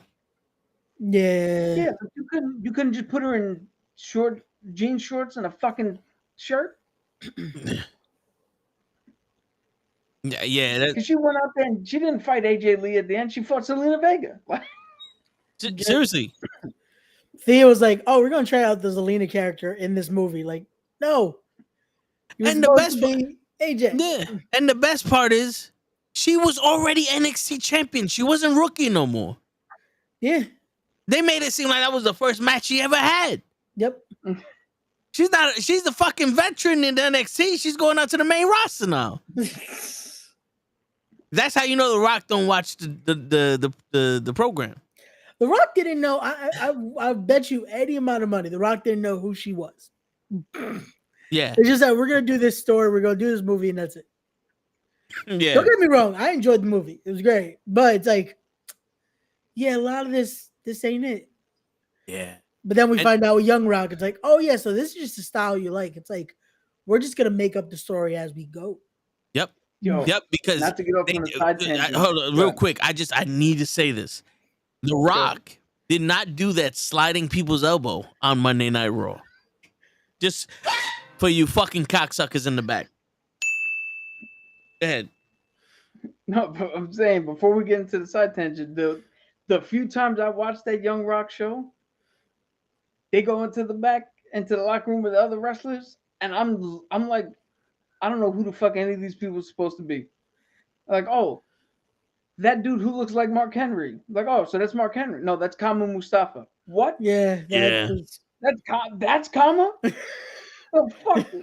The only people Well, who the fuck is Mark Henry then? the only people they got who looked like the people that they were supposed to was Austin, and that's because if you get a bald white guy wrong, boy, kill yourself. And Dolly, the one that Becky Lauper. Lynch, that Becky Lynch played, So Cyndi Lauper. Cyndi Lauper, and Triple H wasn't bad. Yeah, Triple H was yeah, bad. and Bam Bam Bigelow. Yeah. Yo, I tell you the one dude they fucked up on, Vincent Kennedy McMahon. Because if you didn't tell me that, I wouldn't have known who the fuck that was supposed to be. Nah, Yeah. I don't think that's worse as Undertaker though. Because Taker was I just like, never seen that. Undertaker looked like was- a 5'6" fucking guy in a wig. it was just like, what is happening here? But yeah, Yo, that also- was just Also Farouk, like I don't know if y'all know, but that's not even Farouk's shade of color. Like Farouk is not that small. wait. If we want to get things wrong, look how they did Shawn Michaels. Shit. It's like, damn, son, this is not for. It's the craziest shit. It's like Total Divas is more for wrestlers fans than the Young Rock is. Yeah. Because even they had a promo battle before the SummerSlam ladder match between Triple H and The Rock, and The Rock is like, oh, I destroyed Triple H and I did something and I stopped him from saying something because of some shit. And I'm like, wait a minute, I don't ever remember this. Then I actually looked up the fucking promo that he did. In the show, they did it face to face and he shut Triple H up. In real life, he did that shit backstage with Michael Cole. He was nowhere near Triple H. And I'm sitting like, who the fuck are you trying to convince this is what happened? Now, I'm gonna bring this back around here. So the reason we went off on this side tangent, it might seem strange, but the point here is there's actual historical documents, as Toe likes to That's say, right. an actual thing that you could pull off to make your movies. Don't fucking sit there and go, well, we have all this fucking, IP, we have all this that we can tap into, all this inspiration, and we're gonna take it and do something completely different. You can't do completely different with shit that exists. Yeah, it's like if you were gonna do like how they do these, oh, this is Young Rock and it's just an adaptation, then okay. But you can't say this is your story and then just fuck up the rest of it. Like, Perfect example. If some random fucking dude made the Young Rock show, okay, I can see all this happening. Dwayne Johnson made the Young Rock show. Yeah. yeah. The motherfucker who was there made the show. How are there so many inconsistencies? And I bring that up to say that Ryan Johnson had said that he is a fan of Star Wars. How are you a fan of Star Wars if that's the movie you gave us? That's not that to me, that didn't read fan. Because any fan of Star Wars would have turned around and was like, yo, the fact that John Boyega picked up Finn, picked up the lightsaber, he's a former fucking stormtrooper. That is too tantalizing of an idea not to see through. Yeah. Either make him force sensitive or make him not force sensitive but gets trained in the ways of lightsaber combat or something fucking cool. How does that not tantalize you if you're a fan? Yeah. And I get subversion. There's other things you could have subverted. But you subverted the entire fucking movie. But again, we're not here for that. Sorry, it just now that we're actually seeing it, it's coming back up to the surface because now that we're actually seeing good Star Wars, Ahsoka is good fucking Star Wars. It makes all the other shit even more fervent now. Now, we all know I have a hidden talent for coming up with shit, pie in the sky theories out of nowhere, and we're gonna tweak something that the sequel trilogy did to make it even better. You talked about Finn. How intriguing is it that he's an ex-stormtrooper that fucking can wield the lightsaber and all that other shit? Now, they erased the memories of these stormtroopers. The clones didn't work. Palpatine's your hidden bad guy. What's to say Palpatine wasn't doing secret tests on these children to give them the Force, to be able to withstand the transfer of his consciousness into them, because clones haven't worked yet. And he tried briefly. Fuck it, let me do it with an organic. And Finn was one of those people he tested. And he has elements of the Force in him. That's why he could pick up the lightsaber. Yeah, that's why he could pick up the lightsaber. That's why he could do this and that. And then you were like, oh shit, you can give people the Force now? Now we're rocking with fucking fire. Now we're cooking with fire because people are like, what? It's endless possibilities. You opened up a new floodgate. Because we had clones and you only clone Boba Fett and Palpatine. Jango Fett and Palpatines. You know what I'm saying? But now it's like, wait, I'm testing on humans. This went from the animal stage to human phase. And Finn and all these other people, we may have artificial Force users. Are they stronger than regular Force users? Maybe when he goes, yo, we'll use the Force. And when Han Solo goes, that's not how it works. We find out that's how it works with him. Well, so your theory is I think a little bit of what they were trying to do with Grogu. Is take somebody with a high metachlorian count and see if they can transfer it to somebody else to bump up the metachlorian count in that other person, making the clone viable for. You know, here's something that I was thinking. The whole, if we're going pie in the sky theories, the whole thing with Rey, it's like, oh, your parents were nothing. You know how you can keep parents being nothing and still make her Palpatine's granddaughter? They're cloning Palpatine, right? Yeah. Well, this scientist and his wife can't conceive a child. These clones are failing anyway. Well, let's try something. They tried an experiment. They got a female clone. Well, Palpatine doesn't necessarily want a female clone. Take the child, raise her as your own. Raise a fucking female clone of Palpatine.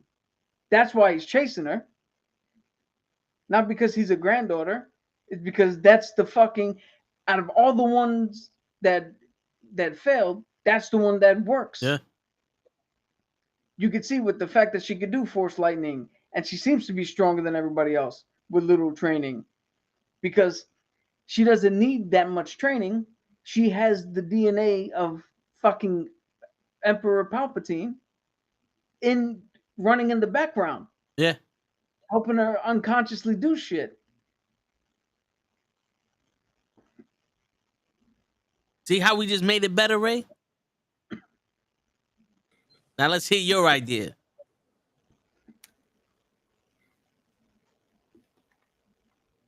Oh no! We suck again! I thought he was gonna come back in Jedi robe. Yeah. His idea is wrestling has more than one royal family. I saw Ray's face. It's like, let's hear your idea, Ray. I'm gonna phone a friend. Show. Yeah. He's just out there like, yo, Cap. He's like, Cap, reword what you said. I agree with both of you. I was just like, yep, whatever Cap says is just, this is the way. This is This is the way. this is like, yep, because Yo, how beautiful! Yo, how crazy would it have been? You want to talk about Easter eggs? How crazy would it have been if they would have said, "Yo, this is the way we're going. We're gonna make this TV show. The Mandalorian is gonna have a baby Yoda in there. Whatever. The movie, we see the Jedis fighting the Siths, like you say. Either they're ghosts or they're real. Like this is the battle. The Jedi have been called and they came to fight the dark side. This is the fucking dark versus light battle. And we see a Yoda kicking motherfuckers' asses, jumping around all this shit, but he's got Mandalorian. He got Mandalorian gear on. Like, not the whole shit, but like armor. And it's like Howard the Duck in Endgame. Just like, wait, what is that? And that's Grogu. Yeah. See, that would take foresight and planning. And I'm telling you right now, the more I'm hearing about Bob Iger, the more I'm like, this dude is probably the dumbest motherfucker alive. His real name is Clarence. Yeah. No, because he's really fucking people over with this writer strike shit.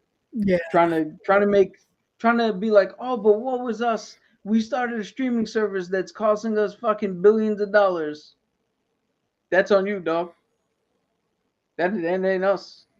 You keep putting out bullshit. That's what the fuck you want us to do. But I bring him up because he literally, George Lucas, had his plans for the sequel trilogy. And when they bought the Lucas films, they bought with the intent. He told George, he's like, yo, we're gonna do your movies. Then Bob Iger got cold feet because he saw the reception of the prequel trilogy.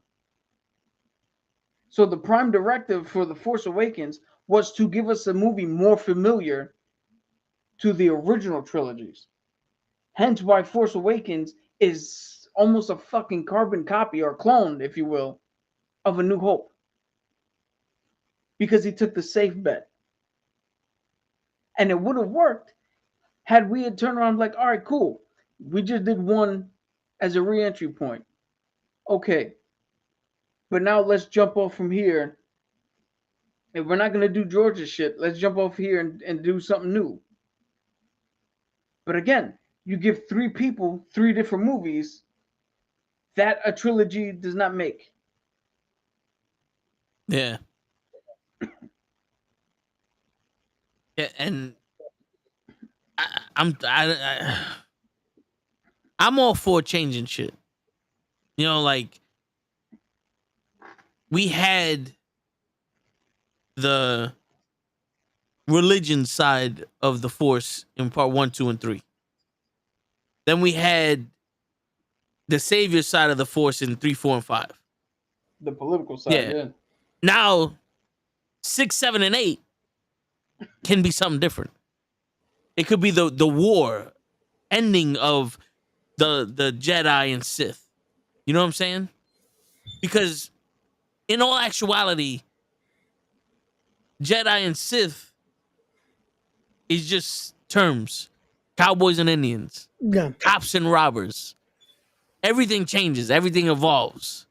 Now you have Force users in this new shit, and then we can see in our own eyes the transformation of another Jedi and another Sith. And that's how you can keep going and repeating the same story with different people.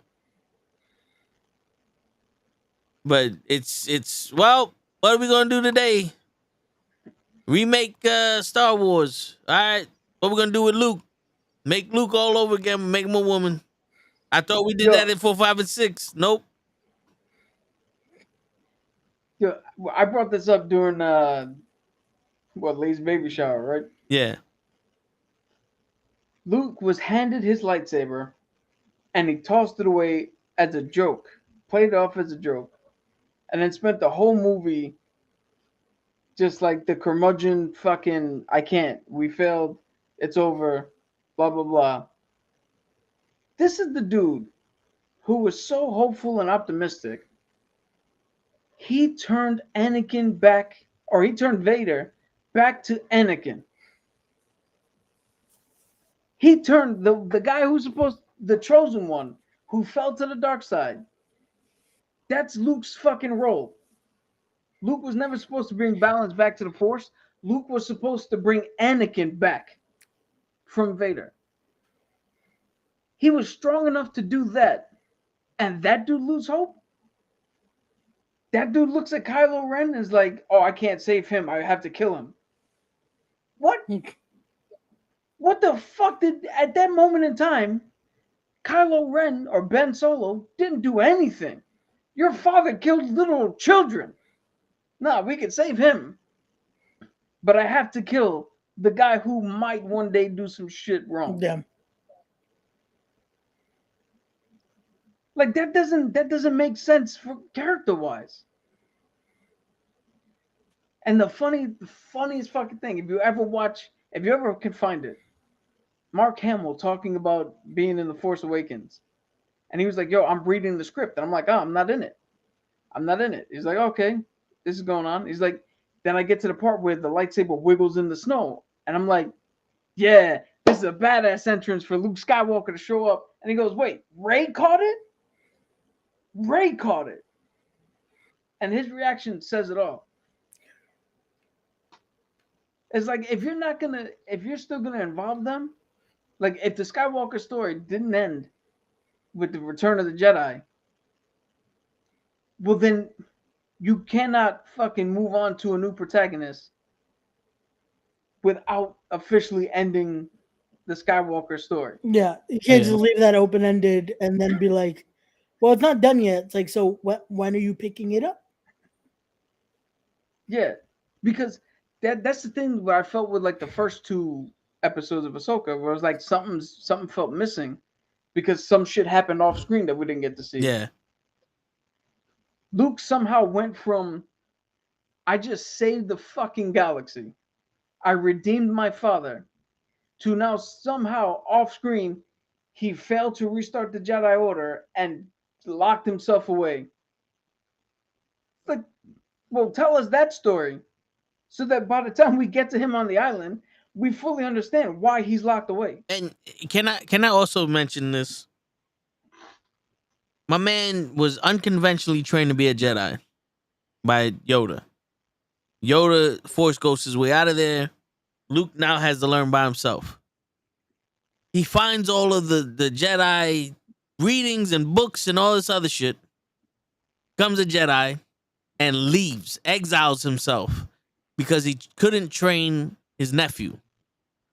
You were not trained yourself. You know who else wasn't trained but can train everyone? Princess Leia. This woman has been training Jedi for centuries now. No problem. Your first student, Luke, turned to the dark side. You the problem. You the Turner. You're not a teacher. You a Turner. Tina Turner. That's another thing. Was Ben his only fucking student? What happened to everybody else at that Jedi temple? You just screamed, get out! And they left. He was like, get out of here.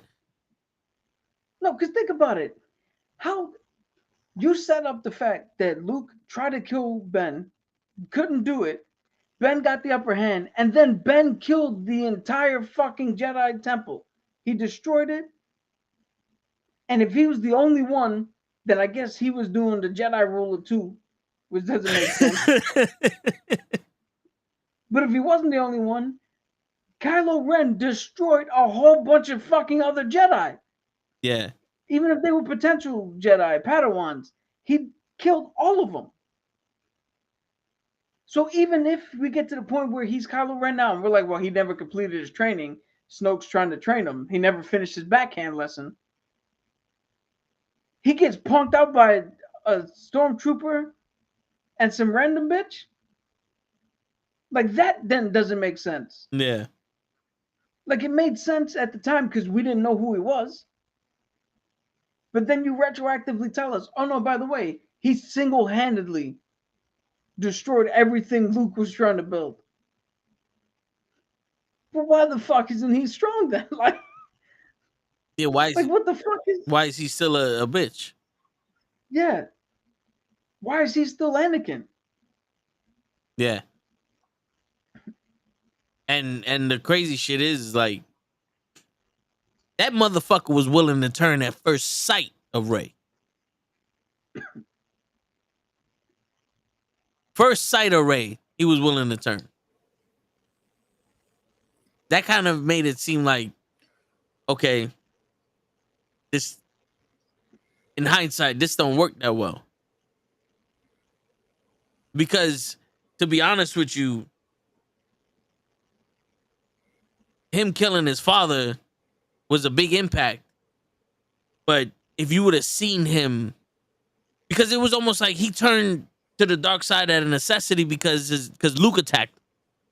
But if he was truly trying to be Darth Vader, you would have seen him fighting himself and not trying so hard to be.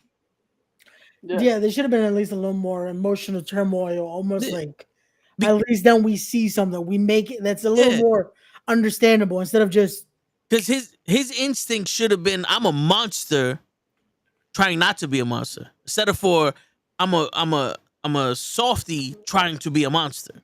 yeah. Because think about if he would have been like, fuck it, and started shooting at his mom, and then when he hit it, like, oh shit, what did I just do? And then just the father, boom, just killed him. And then when he dies, like, oh, like he's starting to realize you going deeper to the dark side, and it's like the price you're paying, you don't really got exact change for. Yeah. Yeah, I think that would have been a stronger dynamic. And then when it came to Rey, that's when that light started winning the battle of the dark side, because it's like, wait a minute, I can't. Because it's one of those like, now I'm regretting dipping my toe into this dark side. You know what I'm saying? It's kind of like a kid that wants to be cool so bad he goes and steals a fucking truck, that has cocaine in it, and they're like, "What are you doing?" "Oh, I want to show you how bad I am." well, not, get this shit the fuck out of here. That doesn't prove nothing. You know what I'm saying? You know, like it's like that where Not to mention, how do you hear the story of Darth Vader, Anakin Skywalker, and your takeaway is, well, I'm gonna be just like him and turn to the dark side. Like you missed the part where we redeemed him, and he killed the Emperor, and he legit was trapped in this fucking in the suit as this apprentice. as a He form of wasn't torture. yeah. Like how? Why would you think that Anakin Skywalker would talk to you through the Force, through the dark side, and guide you? If Luke is the one training you, and Luke is sitting there and like, no, I redeemed him. I saw him as a Force ghost Yeah. when we were all celebrating. He was standing there with Obi-Wan and fucking Yoda. It legit just went from like almost an extreme to another extreme instead of let's at least make a little more sense before we just fuck it. Yeah. Like it felt like you said with the beginning of Ahsoka that it was almost like there's a lot of things that should have happened here, Yeah. but we're just gonna say it happened. And also here's the thing that and correct me if I'm wrong. Darth Vader was strong, and Palpatine was afraid that Darth Vader was going to overthrow him. So that's why Palpatine put him in that suit to torture him, to kind of weaken him. He would hire assassins to go after Vader from time to time, and Vader would kill him, almost like a show me you're worthy. You're not worthy enough to be a fucking Sith Lord and all that shit, just to fuck with Vader's mental, because he didn't want Vader getting too strong and thinking that he could, because eventually the student has to kill the master and the Sith Lord to become a Sith Lord, because there's only a rule of two. You have to be strong enough to kill your master. And it could have been one of those things like, I can't use Vader's body because he's 80% machine, and I was grooming him so I can transfer my consciousness over to Anakin. That's why I manipulated him. Who's better than his grandson, Ben? So you see Ben fighting that whole Darth side shit. He knows what Vader did. He knows all this shit, and he just goes in, and Snoke is hiring assassins, and it's one of those like, I'm training this motherfucker to be groomed to be the perfect shell for Palpatine, because Snoke is really Palpatine's apprentice, or Snoke is just a failed clone of Palpatine. Or Snoke is Palpatine. You know what I'm saying? Yeah, he's just that's how Palpatine survived. Is Snoke is his projection or some shit. Yeah, or just a clone that didn't come to fruition. Like he's just stuck in that mode. And the reason why Kylo Ren keeps going after Rey is because he thinks Rey is another assassin. He thinks that if I kill Rey, I'll be strong enough to kill Snoke, so I can be the hero now. Not the hero. So I can be the Sith Lord. Sith Lord, yeah. And all the other shit. And you can even just turn around and be like, I sense how strong her connection to the Force is. So if I can take her out, that's ultimate proof. Yeah. And she's untapped. She don't even know how close she is. And the crazy shit is Palpatine is so concerned with trying to get Kylo Ren to the point where he can put his consciousness, because this is 100% fact, he's strong enough to withstand this. He doesn't even see Rey. And then when Rey gets thrown in the mix, this is where Palpatine's like, hold on, wait. This bitch is naturally stronger than Kylo Ren? Like, she's naturally stronger in the Force because she's closest to the light side. So she's a better shell. Why is she a better shell? She's one of my clones that got away. Yeah. You know what I'm saying? So it's like, now we have the dynamic there. We have Finn, who was tested on and given some of the Force to see if his body can hold it. Rey, who is Darth Vader's kin and is strong enough in the Force to withstand the transfer. No, I'm saying okay. Kylo Ren. He's strong enough to withstand the transfer of Palpatine. And Rey, who is basically another canon of Palpatine. So now we have three subjects that Palpatine can transfer to, and there's let's say that there's not much time left for Palpatine because he went through all of his clones and all other shit, and he needs one of them. And now it went from they're trying to kill each other, and Finn is trying to save Rey because Rey doesn't know how strong she is, but Rey knows. But Finn has the instincts of a stormtrooper. He has the instincts of a kid that never had a family, and he's just trying to keep his family. Kylo Ren is fighting his own demon of the dark side. Rey is trying to. She's standing up for something because she didn't have anything, and she's learning her way. And now it's like, oh shit, this is when it comes to fruition. What we got to protect each other because Palpatine's the real threat. And then you have the Knights of Ren who's be inquisitors and bad motherfuckers going after them. You know what I'm saying? Like, I think that would have been crazier of a story because now we have to pay attention to everything and everything matters. Yeah, dude, again, that would have been fucking phenomenal. But they chose not to do. I mean, we've given them so many avenues that they could have done. If you're not going to stick to what George did, do the new shit then.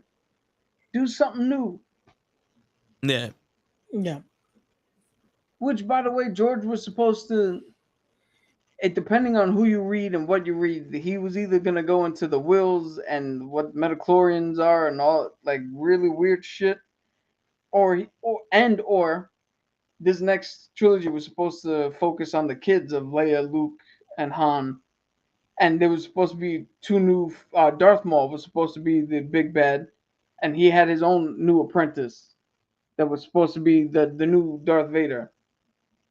But it was I gotta see if I can find a picture of who it would have been had they had followed. Which, I mean, that fucking makes even more sense. Like, well, I don't know why you just wouldn't follow what he had planned out. Yeah. You already had it planned. Just do the fucking plan. And this goes back to the whole writer strike where it's like, yo, listen, I'm not saying they shouldn't get their money. Do your thing. You know, you work hard, you get your money, all that other stuff. But boy, do I want to see some motherfucking good shows. You know what I'm saying? I want to see some good shows. I want to see some good motherfucking better shit than we be getting. You have time to think of shit. You got time to write shit down. You can't say there's no more rush. You know? Who's this? Like, if we went on strike and I would have been on some, yo, not for nothing, we could fix this. How you want to fix it? Rewrite the script of whatever. Wow, yada, yada, yada. Yo, this is what we're doing. All right, we settle on a deal. Yo, I think if we did this to this show, it would be better. You know, something shit like that.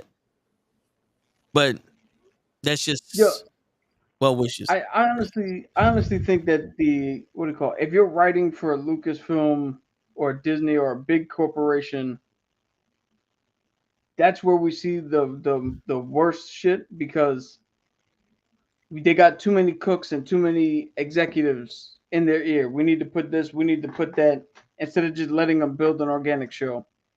Where if you have nobody button in, you get shows like I just watched over the weekend, Warrior Nun. That show turned out to be a fucking good show. What show is that on? It's on Netflix. Okay. That show turned out to be a good fucking show. And you could tell that there wasn't like outside influence based on what the fuck happened in it. One Piece, which is something I wanted to get into. A live action adaptation of a Japanese anime. Great fucking adaptation. I've never even seen the anime One Piece. Because back in the time, it was either One Piece or Fairy Tail. That was the two shows. And you picked one. I picked Fairy Tail. And I'm a Fairy Tail fan. Fairy Tail's good. It is, but it's like you also had to choose because if not, yeah, it's too much. It was too there's over 150 episodes of each or some shit. Like it's a fucking ridiculous number of episodes for each of the shows. One Piece has, I want to say, it's almost a few hundred episodes a year. It's fucking crazy. No. But this adaptation was done with people who love the show, people who understood the show, people who knew where to take inspiration from, where to step back, like where to put in the goofiness, where to make it more serious in tone, and it all hinges on the lead actor, the guy who plays Monkey D. Luffy. That kid, fucking pitch perfect. I don't think you could have found a better person to play Luffy. His performance alone makes that show worth watching. If you're a fan of One Piece, even if you're not a fan of One Piece, like that's how good that show was. I was hooked. Dude, the middle of the first episode, I text my boys like, "Yo, I don't know anything about One Piece, but this Netflix show is fucking fire. I'm loving it."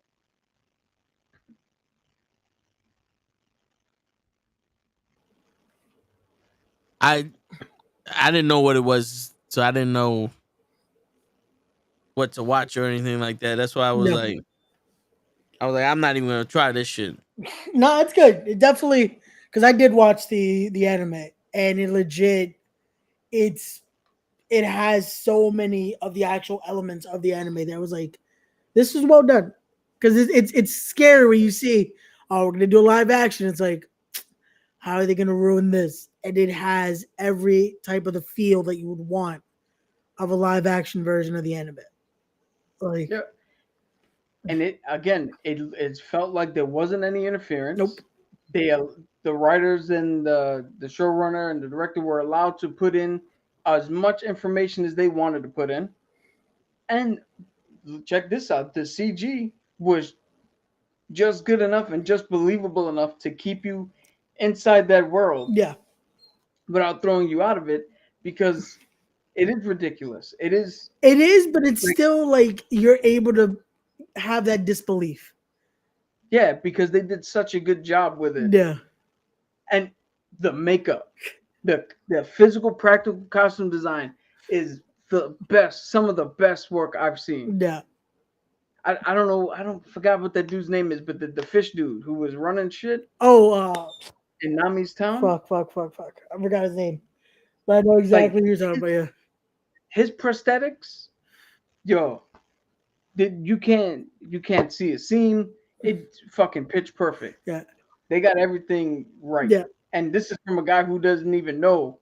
If I think they got everything right, imagine if you're a fan of the show. Yeah, no, it definitely, again, that was what I was worried about. And also, I looked up the number just to see 1,071 episodes of this anime. Jesus. So if you're enjoying this live action and you're like, I kind of want to watch the anime now, good luck. Because now that I think I'm on like, because I haven't finished it. I want to say I'm on like 700 by that point. Yo, I haven't finished Fairy Tail either. So it's like it just keeps going. But based off just again seeing this version of the live action, so much great. The cast choice is great for it. Like, yo, Monkey legit, it's like it feels just like it. And I'm like, they almost got it too perfect. I'm like, this is interesting. Now it's like I kind of want more. Because it's like, damn, 10 was kind of too short. We need more. Yo, you know what's funny? Unlike, and again, John Cho is a great actor, and for Spike, I think he's a good choice for the acting of Spike. Yeah. But you could tell he's not a fucking martial artist. The director here was like, yo, when we cast people, they have to have some sort of martial art background. They have to have some sort of fight background for when we do the scenes. Because not one person who fights in this show feels like they can't fight, and they just Liam Neeson together edit a fight scene. Yeah. Like you're looking like, oh no, that's the actor doing the fucking move. Yeah. Because it would have been horrible if especially like Zoro did not know how to fight. Because it's like that dude to be able to be. By the way, this is an artist rendering of what Darth Maul's apprentice would have looked like. That would have been cool. That would have been cool. Show it again. Yeah, that would have been dope. Yeah, that would have been cool. But yeah, I'm looking forward to see what they do next. I hope. Well, the problem is now with all this, we're kind of not going to be able to get anything like that for a long time. for a while. So Yeah. whenever Everything we're gets pushed able back. to get a season 2, I'm looking forward to it. Like it's they did good. See, so to bring into the writer strike, this is why the writers deserve to strike if they're not getting treated right. Because when they're let loose to create what they want to create, you get shows like One Piece. Yeah. You get shows like Warrior Nun, which Warrior Nun you would think it's a stupid ass show. I'm not gonna lie, I didn't watch it when it first came out because my dad watched it, and me and Tono, if my dad likes something, it's probably shit. Yeah. And again, the first episode, I was hooked. I gotta give it that. Within the first episode, I was I gotta hooked. give it that a shot because it sounds interesting enough that it's like I just have to. It's curiosity now. It's like Warrior Nun. Like it's. I gotta give it a shot. I'm telling you, I don't. This is rare. It's rare that I like something that's bad. Because even Malignant, we make fun of the fact that I like that movie Malignant, but Malignant knows what it is. Yeah. It's not bad because it sucked. Like it knows it's trying to be that movie. Where it's like it's the B movie, like this is on purpose dumb. And not just dumb because it doesn't work. Like Yeah. I still But don't this get is that good. movie, but it is what it is. Like I saw it twice and I still didn't get the fuck they were trying to do. But it's all good. dude, I don't know, it connected with me, man. I don't know why. You know what it is? I think it's because I figured it out beforehand. Okay. So see, And I was like, yo, that's what I like movies that it's like sometimes that I could just already understand it. Like it's like, okay. oh, yeah, I don't think you know the story, Ray. No. When I first watched Malignant, I was sitting in the living room, Okay. Toes in his room, doing whatever. Okay. And about halfway through, the bad guy runs down the hallway. You know that scene where, like, I think it's like the first time he shows up and kills Yeah. the dude in the Yeah. bathroom. He runs down the hallway, and I noticed how the arms were moving. I paused the video, ran into Toes' room, and was like, "Yo, Vin, it's not gonna make any sense." But I think this dude is in the back of her head, controlling the body backwards. And he looked at me like, "What the fuck are you talking about?" I was like, "I just got to tell you in case I'm right." And I went back and watched the rest of the movie. I was like, "Yo, I'm right." Yeah. Yeah. And if you watch our movie rewards award show, and I did the Malignant run, it was difficult to run backwards, forwards while next to somebody. Yo, if you go back to when we used to do reviews and you watch my review of it, the whole time I have Vin on his bed looking at me doing the review, and I can just feel him going, "Dude, what the fuck are you talking about? I don't understand any words you're saying right now." Yeah, and then when we watched it, we used to have the movie podcast. We watched it, and me and Show like, what the fuck is going on here?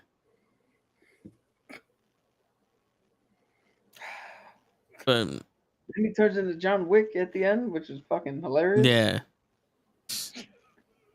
But yeah, all right. So getting back to comics, is there any comic news or anything? Because I know there's a bunch of stuff that's been delayed further because of the. So the whole bunch of delays. We might not get Daredevil until 2025 now. Yeah.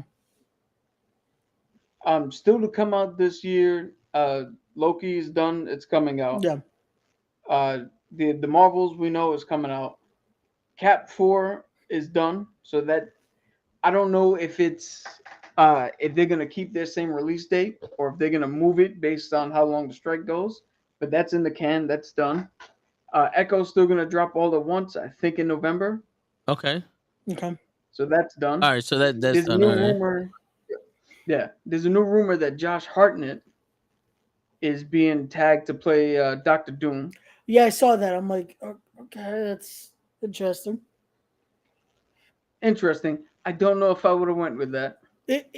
It's well, it's not confirmed. It's one of those where it's like they asked, but it's like I kind of hope he But you says know no. what? Here's Wait, the thing, though. you said Josh Hartnett? Josh Hartnett. He was in that movie Hollywood Homicide with Harrison Ford. Yeah. He was in The Faculty. that horror movie with the Yeah. all the teachers were aliens and shit. He was in H2O, Halloween H2O. Jamie Lee Curtis's son in that movie. That's what I said. It's like Penny Dreadful. Like here's my thing, right? I'm looking at this as that Yep. dude. Yep. Yeah, no, But hold on. not for Doctor I'm Doom. looking at this as this is somebody's Heath Ledger Joker moment. Like maybe. if he could show up and just nail Doctor Doom in the same way that Heath nailed Joker, we have something.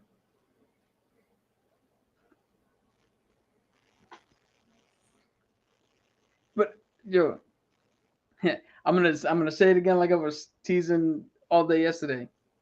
Marvel has not missed on a casting choice yet.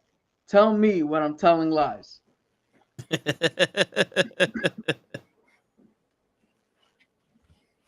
So I'm gonna trust Marvel until they prove to me that they can't fucking cast anymore.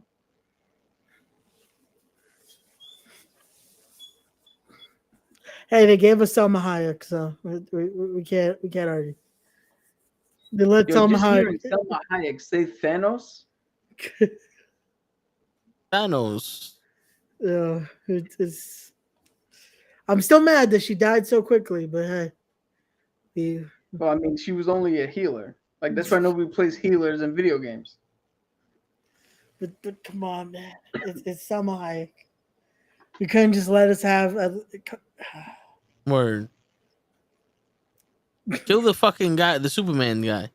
Yeah, They did. You flew off into the Yeah, sun. but kill him twice then. kill him twice so we could keep Selma Hayek. Right? It's also I wonder how many people were surprised that the guy named Icarus is dying that way. Yeah. Like, Flying too close to the sun. That's a little on the nose, if you ask me. It makes sense, but it's like, if anything, if you don't understand that logic, it's like, come on. But in all honesty, we can't make fun of Lay's favorite movie. So out of respect for Lay, Exactly. I think on a scale of 1 to 10, when we rated it, didn't Ray say like 11.2? Sorry, Lay. Didn't Lay say 11? Yeah. I did not give it 11.2. No, yeah, you guys gotta differentiate your names a little bit. Word. My bad. Stop fucking around, Ray. But but yeah, shit. And there's also a cool thing from the comic book standpoint where Johnny Storm and Jesus Christ, Johnny Blaze and Wolverine has teamed up, and Johnny has let the spirit of vengeance actually into Wolverine. So Wolverine is now what the fuck what do they call it? The Helverine. oh shit. He's a new Ghost Rider right now at the moment. Claws and all. Oh man, I need to. Damn, can we get a cartoon of that? Right? Like that would be a cool ass cartoon to see. Damn. That would be a cool ass cartoon. Like imagine that, like getting a full cartoon of that. Like Disney Plus, if you want to do something, do that. Like that's your cartoon right there. Like damn, that would be cool to see. Like, which reminds me, I still got to finish Midnight Suns. The game? Yeah, I have not finished that game yet. Yo, that game is fucking awesome, bro. What are you doing? I legit got it for Christmas, played it for like a month, and then just left it there. Dude, I couldn't stop playing. Once I figured out the combat system, I couldn't stop playing. I'm gonna have to figure it out again because now I forgot. I wouldn't go through the game so quick. Yeah, I legit forgot the whole fucking system by now, so I have to get back into it. Oh, that's fucking cool. That's fucking cool. Yeah, I'm gonna have to. Yeah, damn. I'm gonna have to read that comic because that looks cool. It's like fucking Punisher and Wolverine as Ghost Rider. That's some shit. Yeah. Yo, your boy Cyclops, another one of Lay's favorite. He's actually was captured and doing some shit coming out of whatever the hell, the X-Men Gala or the hell, whatever the fuck big event they're doing. Yeah. And he's actually now codenamed Prisoner X. Cyclops? And they're doing some shit with him now. Shit.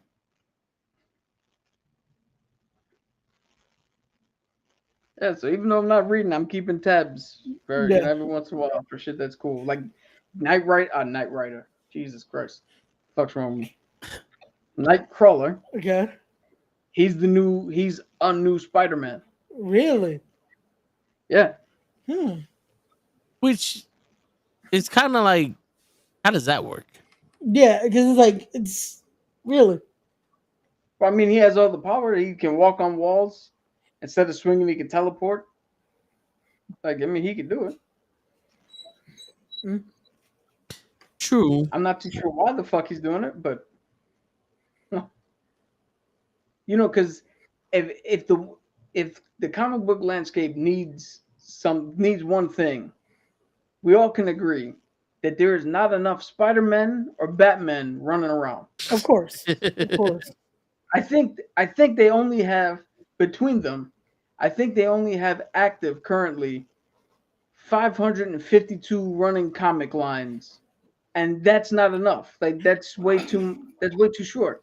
I mean, compared to Captain America, who's only got 4, like what are we doing? If Cap has 4, how would you limit Batman and Spider-Man only to a combined 542? Yeah, step it up, people. Stop fucking Come around. on. We need more. We need more. We need to see Uncle Ben die 682 times more.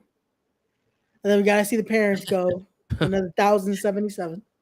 My favorite superhero is Jesus Christ himself, our Lord and Savior. Well, you know something? We know that Jesus Christ is real because we called on him about 12,000 times on the way home yesterday. And he showed up in the form of torture. Oh man. What's going on, Krills? What's going on, Krills? Did you try the ayahuasca on your way to Florida, Krills? Did you just take that before going on the plane? On the way to the Florida. To the Florida, yeah. We're gonna just say the before everything. Yeah. else. The Brooklyn, the Florida. This is what we do. Bahamas.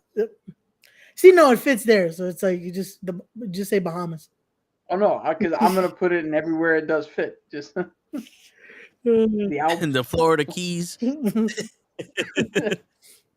Oh man. Yo, I'm telling you, the gas stations down there are popping. The gas stations down there are like Targets. You got to be dressed up to go down there. Wait, where the fuck you gotta be dressed up to go to a Target? Yo, you ever been to a Target? You ever been to Target late at night? Everybody dressed up. No. Yeah, I went there once when it was about to close. I saw these bitches wearing some dresses and shit. I was like, what the fuck? Wait. Yo, I only go to Target right as it opens, so I can get the fuck out. Quick. Wait, so this you know why they're there at that time and why they're just. It's not because they're at Target. It's just to be able to get. We're not gonna talk about it on the podcast. We're gonna keep going. I hear you, but it's like shit. That is a tone the show conversation. Yeah. No, but yo, people, I was wearing the Hulk Hogan tank top. Yeah. And I'm sitting there with a Arizona iced tea waiting for Krills because we had a Tesla, so the car was charging, and people were looking at me, and I'm looking back at them, and in my head I was like, "Yeah, I'm mad in New York right now." Everybody was rocking some shit, looking all. I'm like, I'm just chilling here waiting for my nigga. I don't know what y'all niggas doing, but realest nigga out here rocking a Hulk Hogan shirt. All y'all motherfuckers is fake. See me. Come see me. I didn't get tight though. That's how you know I matured as a human being. Back in the day, I'd have got tight. Like, what y'all niggas looking at? You want to fight me? All 1,700 of y'all versus me? It's not fair for you. But it's just somehow I get a call. Ray, you were supposed to be here.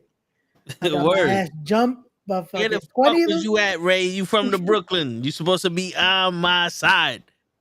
You should have FaceTimed me like, yo, don't you fucking touch him. See, what happened is I told them on site, but me and Cap figured out it is now It's on coordinates. This is not what you got to do. Damn, I missed the best you hear parts that of these whole line? conversations yesterday, huh?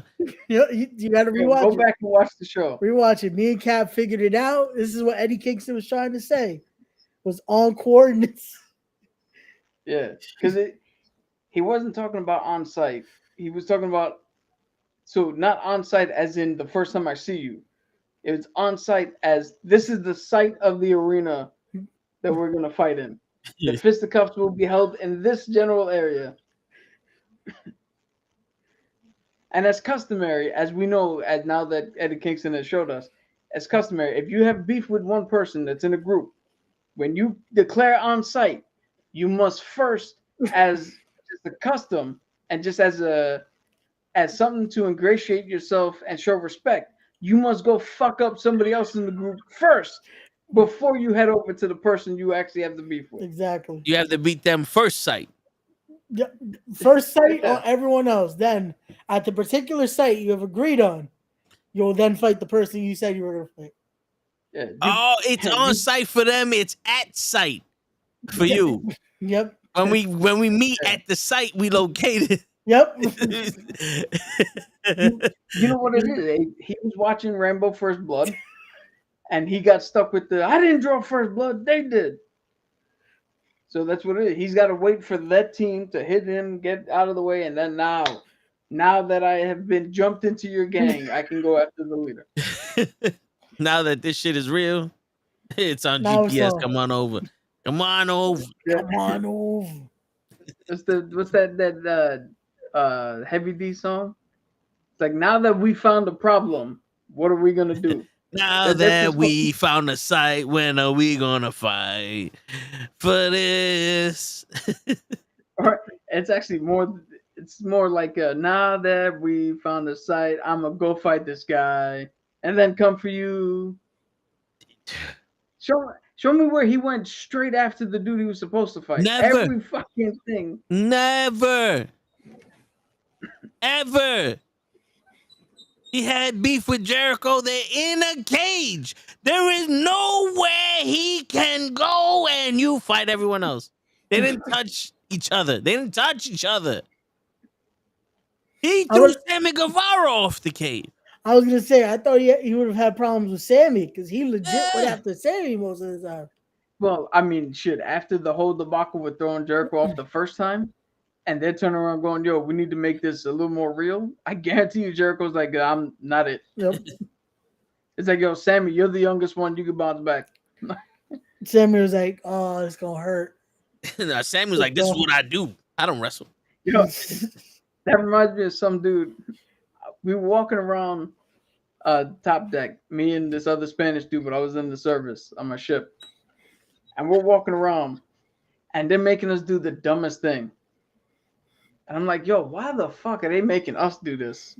It's like half of our ship is civilian. Have the fucking civilians do this. Like the merchant marines. This is their fucking job.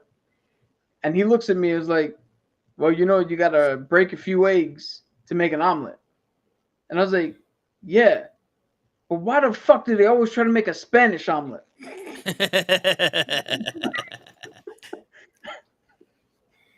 That's true. Motherfuckers, you gotta break a few eggs to make an omelet. Well, motherfucker, you hungry? You also the chicken gotta lay the eggs to break them. Yeah, I heard omelet. I didn't hear huevos rancheros. Shit, fucking bitch. But I mean, we went through everything already. I was gonna say, I think that's about it. Yeah. Well, they put out a few new comics for the 30th anniversary of Power Rangers. Those actually look cool. Oh, yeah. They had They're a doing comic that. for Power Rangers? Yeah, they have a bunch of comics from Boom. Yo, I think I don't know if this is the same one, but there's a line of comics for the Power Rangers. It's actually like gritty. Yeah. Like it's more akin to like the Ninja Turtles comic, and not the fucking TV That's show. what people wanted. Like that's what people were clamoring for because the Shattered Grid gave a darker side of comics, and they were like, "This is what we want. We could Netflix, please pick this up." And then nope. Now we're getting the last season of Power Rangers allegedly on Netflix. Like they just announced, they showed the trailer and everything. This is the last official season of Power Rangers. Well, So, see, Wait, this is a here's the Netflix problem. original. This the last season? no, the original was um the Once a Ranger, but now they're doing like what got picked up from the Nickelodeon series, and this is this is the last season of Power Rangers coming up. Jesus Christ! After this is like the 40th version of Power Rangers, right? Yeah, Something like that, yeah. and this is the last season. But this is the danger, right, of these shows is we watch them as kids, and then we want them to mature with us Yeah, without realizing that no, this is supposed to be for kids the entirety. And yeah, the new Power Rangers shit is not for us anymore. It's for the next kid yeah. who doesn't know the original. They only know this shit.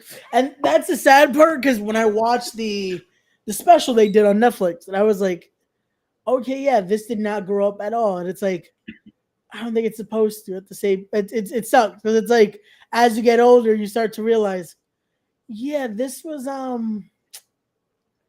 this is hard to watch now as an adult.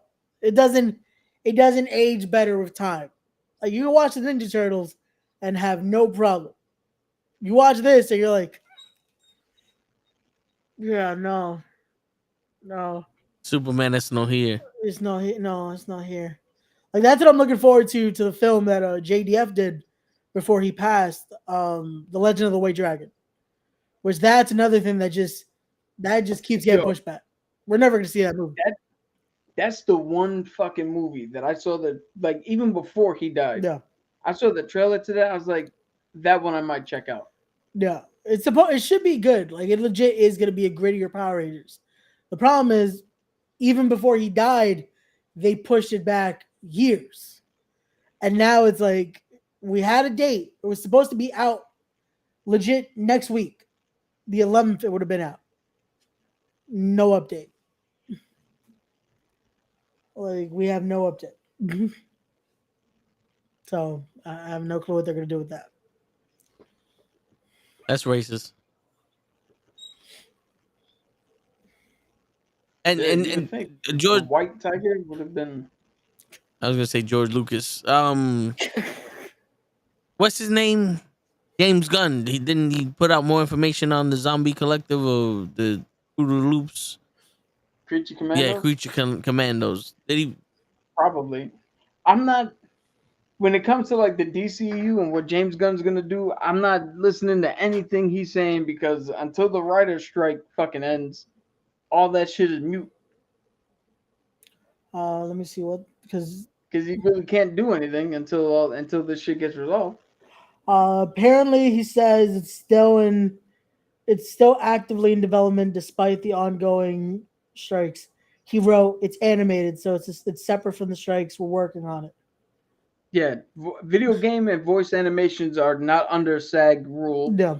Certain actors, certain actors are SAG actors who do it, and they can't do anything about it. But if you're specifically video game and animation, you could still work. They're not on strike right now. Okay, so wait, they can't voice act it, or they can voice act it?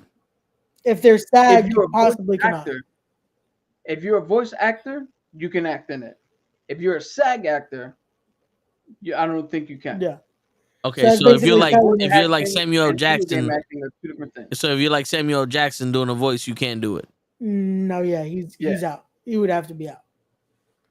But if you're Mark Hamill or the guy who played Batman, No, but Yeah, like if you're Kevin Conroy, yeah, you're fine. yeah, I was gonna say I feel like Mark Hamill would probably be SAG though. So I don't think we get. Yeah, I think I don't think we'll get Mark Hamill in it, but like, just anyone that just does strictly voice would be good to go. okay. We'll wait and see. We'll see how that goes because Yeah. I feel like it's still gonna get affected somehow because just for Shits and giggles. yeah. But I mean, on that note, ladies and gentlemen, it's your friendly neighborhood knuckleheads signing out. Peace, everybody. May the force be with you.